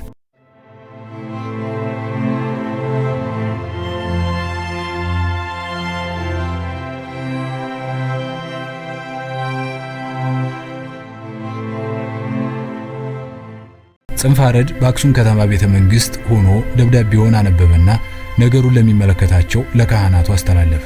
ካህናቱም የእግዚአብሔር ልጅ ነኝ እንዳለና ክርስቶስም እርሱ እንደሆነ ማስተማሩን ሲሰሙ ተናደዱ። ትልቅ ጉባኤም አድርገው ከማንኛውም ሰው ጋር እንዳይገናኝ ተይዞ ወደ አክሱም እንዲመጣ ብለው ለአፄ ጽንፈ አረድ ቀርበው ያመለክታሉ። የባዚል ልጅ ራስ ዳሽም በቤት አሹርና በቤት አንዳ ያለውን የጽዋ ሰራዊት አድነው ይዘው ወደ አክሱም እንዲያመጡለትና ክርስቶስ መሆኑንና አለመሆኑን እንመረምረዋለን ሲል ትእዛዝ አስተላለፈ። እጓለ ሕያው የተባለው ክርስቶስ በቤተ ሳህል የሚኖሩትን ወገኖቹን ለአንድ ዓመትና ናዝራዊ የሆኑትን ባህታውያንን ከሹራና ከሸራ ተከትሎ የመጡትን የእግዚአብሔር ልጆች ጉባኤ አድርጎ አስተማራቸው። ብዙ ፈተና እንደሚደርስባቸው ይነግራቸውም ጀመር። ከኢሳይያስ መጽሐፍ በጣና ሐይቅ ደሴት አስቀድሞ እንደተናገረ ገለጸላቸው። ቃሉም እንዲህ ይላል፣ በባዕድ አፍ በልዩም ልሳን ለዚህ ሕዝብ ይናገራል። እርሱም እረፍት ይህች ናት፣ የደከመውን አሳርፉ፣ ይህች ማረፊያ ናት አላቸው። እነርሱ ግን መስማትን እምቢ አሉ። ስለዚህ ሄደው ወደ ኋላ እንዲወድቁ እንዲሰበሩም ተጠምደውም እንዲያዙ የእግዚአብሔር ቃል ትእዛዝ በትእዛዝ ትእዛዝ በትእዛዝ ሥርዓት በሥርዓት ሥርዓት በሥርዓት ጥቂት በዚህ ጥቂት በዚያ ይሆንላቸዋል አላቸው። ሁሉም በልባቸው የቃላቱ ንግግር ስለከበዳቸውና ለመተርጎምም ስላቃታቸው ሊጠይቁት ፈልገው እንደፈሩት ስላወቀ እንዲህ አላቸው፣ ይህች ማረፊያ ናት ብሎ እግዚአብሔር አስቀድሞ ተናግሯልና አሁንም ለዘላለምም ማረፊያ ናት። ትሰራለች፣ ትፈርሳለች፣ ትጠፋለችም። ነገር ግን የዛፍ ፍሬ ወድቃ ከመሬት ውስጥም ተቀብራ ቆይታ የመብቀያዋ ጊዜ ሲደርስ እንደምትበቅልና ትልቅ ዛፉና እንደምታፈራው የእግዚአብሔር ማረፊያ የሆነችው ቤተ መቅደሱ ትነሳለች። በውስጡም ብዙ የእግዚአብሔር ልጆች ታፈራለች። ነገር ግን ከልጆቿ ብዙዎች በእኔ ስም የተነሳ በአደባባይ ምላሳቸው ይቆረጣል፣ አንገታቸው በገመድ ይታነቃል። ብዙዎችም በእግዚአብሔር ቃል ይሰናከላሉና ከእግዚአብሔር ልጅ ቀጥሎ በድንጋይ ተወግሮ ከሚሞተው ከእስጢፋኖስ ጋር ለክብር ዕድላቸው ይሆናል። እንደ እርሱ እውነትን ለመመስከር ወደ ኋላ አላሉምና ከነርሱ በኋላ የእግዚአብሔር ቃል ትእዛዝ በትእዛዝ ሥርዓትን በሥርዓት ይቀየራል አላቸውና በሉ አሁን የዚህ ዓለም ገዢ ክፉ መንፈስ በሰዎች ልጆች ልብ ላይ ተሰራጭቶ ጠላት ሆነው እንዲነሱብን አድርጓልና ከዚህ ቦታ ፈቀቅ እንበልለት አላቸው። እጓለ ሕያው ክርስቶስ ዳግመኛም በቤተ ሳህል አልታየም ነበር። ነገር ግን በቤተ አሹር መስፍን ወደምትገዛዋ ወደ ሹራ ሄደ። በዚያም አስቀድመው ወደ እርሱ ከደብረ አሹር ከሹራ የመጡ 7 የእግዚአብሔር ልጆች አብሮት ነበሩና ሂደው ከሌዊ ነገድ ለሚወለደው ለመምህራቸው ለክብረ ቅዱሳን ናታን የእግዚአብሔር ልጅ ክርስቶስ እንደመጣ ነገሩ። የናታን ልጅ ክብረ ቅዱሳንም አስቀድሞ በራእይ ኢየሱስ ክርስቶስን አይቶት ስለነበር የንጉሱ ሰራዊት እንደሚፈልጉት ሰምቶ ወዲያውኑ እየሮጠ ሄዶ ከአንዲት ምንጭ አጠገብ ከ5 ደቀ መዛሙርቶቹ ጋር አገኘው። ወድቆም ሰገደለት፣ የጌታውንም እግር በእንባው አጠበው። እጓለ ሕያው ክርስቶስም ከ5ቱ ደቀ መዛሙርትና ከክብረ ቅዱሳን ጋር ወደ ደብረ አዶኒ ይዟቸው ወጣ። እርሱም ደብረ ሹራ ወይም ደብረ አሹር ያሉት ቅዱስ ተራራ ነው። በደብረ አዶኒም ከደቀ መዛሙርቱና ከሁለቱ ድኩላዎች ጋር 49 ቀን ተቀመጠ። ለማንም አልተገለጸም። በአክሱም ከተማ ያለው የኢትዮጵያ ሀገሮች ንጉሠ ነገሥት አፄ ጽንፈ አረድ ግን በሰራዊቱና በሕዝቡ ላይ ፈልገው ኢየሱስን ባለማምጣታቸው ተናዶ ብዙ ባለስልጣናትን ሻረ። በእነሱ ምትክ አዲስ አለቃ ሾመ። እነርሱም ኢየሱስ ያለበትን ሀገር የሚነግርና የሚያሳይ ቢገኝ ይሾማል ይሸለማል እያሉ ይፈልጉት ጀመር። እጓለ ሕያው ክርስቶስ በደብረ አዶኒ ሳለ መላእክትና ረቂቃን የሆኑ ቅዱሳን ሲያገለግሉት ሲያመሰግኑት ስሙንም እያነሱ ቅዱስ ቅዱስ ቅዱስ አንተ እያሉ ሲሰግዱለት አብሮ የነበሩት ደቀ መዛሙርት አዩ። ከነሱ የሰሙትንም የምስጋና መዝሙር እንደ ቅዱሳኑ በህብረት አብረው አመሰገኑ። ዳዊት በመዝሙሩ ሰረገላውን ደመና የሚያደርግ በንፋስ ክንፍም የሚሄድ ወይም ከእግዚአብሔር ዘንድ በኢሳይያስ ነቢይ አፍ በእግዚአብሔር የሚተማመኑና እግዚአብሔርን የሚጠባበቁ ሁልጊዜ ኃይላቸው ይታደሳል እንደ ንስርም ይበራሉ የተባለው ይፈጸም ዘንድ ከደብረ አዶኒ ወደ ትልቁ ተራራ በደመና ይዟቸው በረረ። እርሱም ለኢትዮጵያ ተራሮች ራስ ነበር። ስሙንም በሰሜን ያሉ ደብረ አሹር ሲሉት፣ በደቡብ ያሉ ህዝቦች ደግሞ ደብረ ማክዳ ወይም ደብረ ሹር ይሉታል። እጓለ ሕያው ክርስቶስም ደንጋ ከሚባለው ሀገር ከዱቅማ ጀምረው አንዳንድ ጊዜም ወደ ዱር እየገቡ እየወጡም ሲከተሉት የነበሩትን ድኩላዎች ብዙ ተባዙ፣ በዚህም ተራራ ኑሩ፣ ለእናንተ መኖሪያና ማረፊያ ይሁንላችሁ ብሎ በተከተሉት በ23ኛው ወር አሰናበታቸው። ድኩላይቱም ጸነሰች፣ ልጅም ወለደች። እንደዚሁ አብረውት የነበሩትን ደቀ መዛሙርቱና መምህሩን ክብረ ቅዱሳንን ጸለምት በሚባል ሀገር ውስጥ እግዚአብሔርን እያመሰገኑ እንዲኖሩ ሲል ከኔ ጋር እስከምንገናኝ በዚህ ጫካ በዚህ ዱር ውስጥ እረፉ ብሏቸው ወደ አክሱም ከሁለቱ ደቀ መዛሙርት ጋር ሄደ። እርሱም በኋላ ዋልድባ የተባለው ነው። ኢየሱስ ክርስቶስም በግልጥ መታየቱን ትቶ ከወዳጆቹ በቀር ለሁሉም ሰው ሳይታይ በስውር መሄድ ጀመረ። የቃል ኪዳኑ ማሳሰቢያ ታቦት ወደ ተቀመጠባትና የክብሩ መገለጫ ወደ ሆነው ወደ እግዚአብሔር መቅደስ ሄደና ስለ ጽዮን እንዲህ ሲል በደቀ መዛሙርቱ መካከል ወደፊት ስለሚሆነው ነገር ተናገረ። እግዚአብሔር ከሁሉ አስቀድሞ ለእግዚአብሔር አዳራሽ ለቃሉ ማደሪያ ለመንፈሱ ማረፊያ ፈቅዶ የመረጠች ጽዮን ሆይ በእግዚአብሔር ጣቶች የታተምሽ መላእክት ያደነቁሽ ነቢያትም የተነበዩልሽ ካህናትም የዘመሩልሽ ጽዮን ሆይ በውስጥሽም የእግዚአብሔር ልጆች ስለተወለዱ የብዙዎች እናት ተባልሽ። ዳሩ ግን ምን ይሆናል? እስራኤል ሰርገኞችሽ ካህናቱ ሚዜዎችሽ ስለበደሉሽ ጫጉላሽን ሳትጨርሺ ከኢየሩሳሌም ወጣሽ። የነቢያቶች እናት ኢየሩሳሌምም አፍራ አዘነችብሽ። ነገር ግን እጆቿን ዘርግታ ኢትዮጵያ ቃል ኪዳን ገብታ ተቀበለችሽ። ተራራዎችንና ኮረብታዎችን ዋሻዎችንም ርስት የሆኑሽ ዘንድ በእግዚአብሔር ስም ሰጠችሽ። የቤት ግንቦችሽን ትገነቢ ዘንድ አውታርሽን ዘረጋሽ፣ መሰረትሽንም ጣልሽ። ወላድነሽና ልጅሽን ልትወልጂ ጸነሽ። ጋለሞታይቱ ሮም ስራሽን አይታ ቀናችብሽ። ልጆችሽንም ስትወልጂ ከማማጥሽ የተነሳ ተጨነቅሽ ተሰቃየሽም። ከሰራሽ ጌታ በቀር ያሰበሽ የለም። የወላድ መካኒቱ ግሪክ በደጅሽ ቁማ አላፊ አግዳሚውን እያየች በቅንድቦቿ ትጠቅሳለች፣ ከንፈሮቿንም ገልጣ በጥርሶቿ ትስቃለች። ጋለሞታይቱ ሮም ከዝሙቷ የተነሳ ባልጋዋ ሆና ተደስታለች። አንቺ ግን ለመውለድ ታምጫለሽ። ጽዮን ሆይ ወላድነሽና ተጨንቀሽና ምጠሽ ልጅሽን ወለድሽ። በመውለድሽም አልተደሰችም፣ ጭንቅሽንም አልረሳሽ። ያልወለደችው መካኒቱ እስክንድሪያ ያለመጨነቅ ልጅሽን ታቀፈችው። አንቺም ልጅሽን አሳድገሽ ፈቲቱ ግብጽ አኮበለለችብሽ። የወለድሽው ልጅሽም በቤትሽ ውስጥ ስለዋልሽ ናቀሽ ጠላሽም። ፈጽሞ ከደጅሽም ወንድሞቹን እንዲሁ እንዲርቁሽና እንዲንቁሽ እንዲተውሽም ክፋቱን አስተማራቸው። በኃጢአት ብዛት የረከሰችውን ጋለሞታይቱን ሮምን አከበረ ወደዳትም። የወላድ መካኒቱ ግሪክንም ተጠጋ፣ በእርሷም ተመካ። ልጅን ያልወለደችውን እስክንድሪያንም ተከትሎ ሄደ፣ ከእርሷ ጉያም ገባ። ፈቲቱና ሾተላይ የሆነችው ግብጽም አንቺን በመናቁና በማስኮበለሏ ደስ አላት፣ በጥፋቷም ተመካች። ከእስክንድሪያ ጋር በማቃጠሯ ረካች። ጽዮን ሆይ የብዙሃን እናት አንቺን መወዳደር የማይችሉ ንቀው ሲስቁብሽ፣ ልጆችሽም አንቺን ከሚያስደስቱ ይልቅ የሚያሳዝኑሽ ስለበዛ እስከ መቼ ነው የምታመጭ? እስከ መቼ ነው የምትጨነቂው? በልጅ ልጆችሽ መቼ ነው የምትደሰችው? በውስጥሽ መራራ ሐዘንን አፍልቀሽ ደምንም አፈሰሽ። የመከራሽም ቀን በዛ፣ ለማልቀስም ደከመሽ። ውስጥሽ ባዶ ሆኗልና ከዓይንሽም እንባሽ ጠፋ፣ ፈጽሞ ደርቋልና ስላንቺ የሚያዝንም ጠፋ። አሁን ግን ለማን ልጩህ አልሽ? አስቀድሞ ለራሱ ማደሪያውና ማረፊያው አዳራሹ ተወኝ ዘንድ መርጦ ለሰራሽና ላጨሽ ላገባሽም ለእግዚአብሔር በኮረብቶችሽና በተራራዎችሽ ላይ ሆነሽ ድምፅሽን ከፍ አድርገሽ የምትጮሂለትና እርሱም የሚሰማሽ ቀን ይመጣል። ጽዮን ሆይ እውነት እውነት እልሻለሁ ጋለሞታይቱን ሮምን ከጠላሽ የወላድ መካኒቱንም ግሪክን በደጅሽ ካባረርሽ ፈቲቱን ግብጽን ጓደኝነቷን ከተውሽ ያልወለደችውንም እስክንድሪያንም ከናቅሽ አመንዝራይቱን አዲሷን ባቢሎንን ካዋረድሽ አንቺን የብዙዎችን እናት ጽዮንን የናቁሽን ሁሉ ፈጽመሽ ካንቺ ዘንድ ካራቅሽ እግዚአብሔር አንቺን የሚጎበኝበት ቀን ይመጣል። አሁንም ሆኗል። በዚያን ዘመን እንዳለፈው በልጆችሽ እንዳዘንሽ ዳግመኛም አታዝኝም አትጨነቂም። ስላንቺም ኤርምያስ የእግዚአብሔር ቃልን ተናግሯልና የተናገረውም እርሱ አሁን ካንቺ ጋር አለ። በዘላለም ፍቅር ወድጄሻለሁ፣ ስለዚህ በቸርነት ሳብሁሽ። የእስራኤል ድንግል ሆይ እንደገና ሰራሻለሁ፣ አንቺም ትሰሪያለሽ፣ እንደገናም ከበሮችሽን አንስተሽ ከመዘምራኖችሽ ጋር ወደ ዝማሬ ትወጫለሽ። ጠባቆችም ተነሱ፣ ወደ ጽዮን ወደ አምላካችን ወደ እግዚአብሔር እንውጣ ብለው የሚጮሁበት ቀን ይመጣልና። አሁንም ኢሳይያስ ስላንቺና ስለሚመጣው ጊዜሽ በእውነት ተናገረልሽ። ያናገረውም አሁን ካንቺ ጋር ቆሟል። ጽዮን ግን እግዚአብሔር ትቶኛል፣ ጌታም ክርስቶስ ረስቶኛል አለች። በውኑ ሴት ከማኅፀኗ ለተወለደው ልጅ እስከማትራራ ድረስ ሕፃኗን ትረሳ ዘንድ ትችላለችን? አሁን እርሷ ትረሳ ይሆናል፣ እኔ ግን አልረሳሽም። እነሆ እኔ ግን በእጄ መጽሐፍ ቀርጬሻለሁ፣ ቅጥሮችሽም ሁል ጊዜ በፊት ያሉ፣ ልጆችሽ ይፈጥናሉ፣ ያፈረሱሽና የወደሙሽ ካንቺ ዘንድ ይወጣሉ። ዓይንሽን አንስተሽ በዙሪያሽ ተመልከቺ፣ እነዚህ ሁሉ ተሰብስበው ወደ አንቺ ይመጣሉ፣ እኔ ሕያው ነኝና እነዚህን ሁሉ እንደ ጌጥ ትለብሻቸዋለሽ ይላል እግዚአብሔር። እነሆ እግዚአብሔር ለኢትዮጵያ ምድር ዳርቻ አዋጅ እንዲህ ብሎ ነግሮናል። ለጽዮን ልጅ እነሆ መድኃኒትሽ ክርስቶስ ይመጣል፣ እነሆ ዋጋው ከእርሱ ጋር ሥራውን በፊቱ አለ በሉት።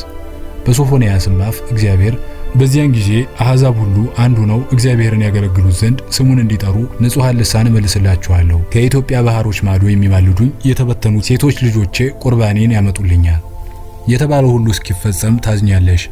በልጆችሽ አትደሰችም፣ ለሌላ መዋተኛ አገልጋይ ሆነውብሻልና። በሉ ከዚህ ፈቀቅ እንበል ብሎ እጓለ ሕያው ክርስቶስ በአክሱም ከሚገኘው ቤተ መቅደስ ደጃፍ በር ላይ አብረውት ለነበሩት ደቀ መዛሙርትና ሊሰግዱ ለመጡት ለቤተ እስራኤሎች ከተናገረ በኋላ የአክሱም ሕዝብ እያየው በመካከላቸው አድርጎ ሄደ። እርሱም የተረገጠው መሬት ምክያደ እግዚእ ይባላል። በዚህን ጊዜ በአፄ ጽንፋረድና በካህናቱ ትእዛዝ የሚታደነውና የሚፈለገው እርሱ መሆኑን ሕዝቡ ሲያውቅ ምን ነው ይዘነው በሆነ ወይም አንተ ክርስቶስ መሆንክህን ምልክት አሳየን የምንለውን ብለው አጉረመረሙ። ንጉሠ ነገሥቱ አፄ ጽንፋረድና ካህናቱ በጣም ተናደዱ። የሄደበትንም መንገድ ተከታትለው ነበር፣ ነገር ግን አላገኙትም። እጓለ ሕያው ክርስቶስ ከዲማስና ከማርሄር ጋር ማክሮቢያና ሳባውያን የሚባሉት ነገዶች ወደሚኖሩበት ወደ አጋዚያን አገር ሄደ።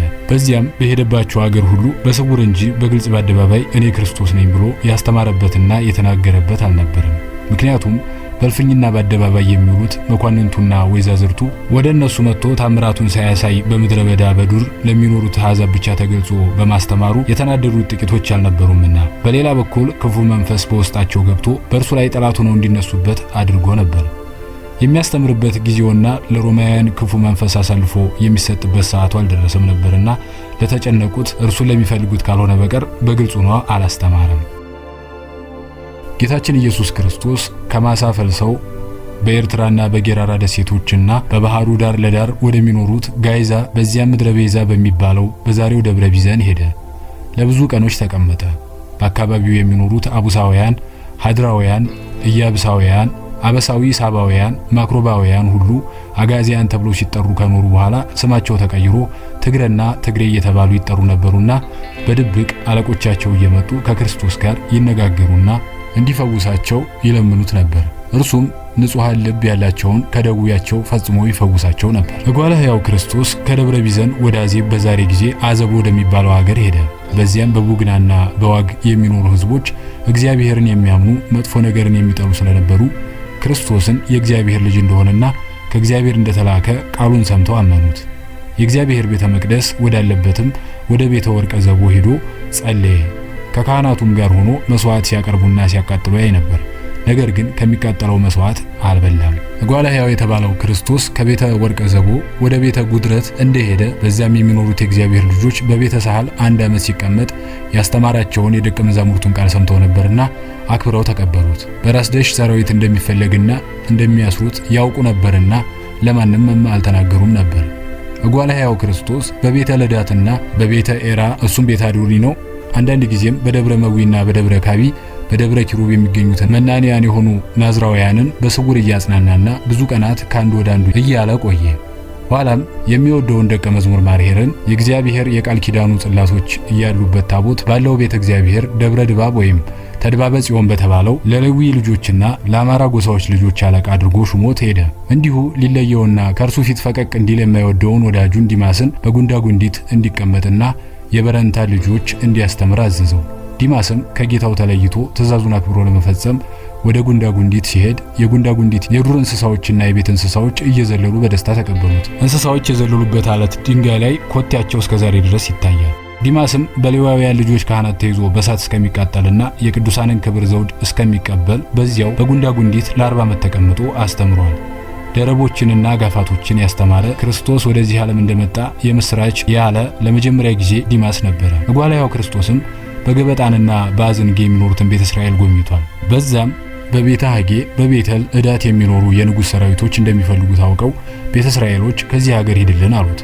እርሱም እያያችሁኝ አለማወቃችሁና ተስፋ አድርጋችሁት የምትኖሩትን አለመቀበላችሁ ከናንተ ሳይሆን በውስጣችሁ ከገባው ክፉ መንፈስ የተነሳ ነው እንጂ እውነት እውነት እላችኋለሁ በውስጣችሁ ያለውን መንፈስ ጠርጌ የማወጣበት ቀን ይመጣል። በዚያን ጊዜ ተስፋ ያደረጋችሁት እኔ እንደሆንኩ ታምኑኛላችሁም አላቸው።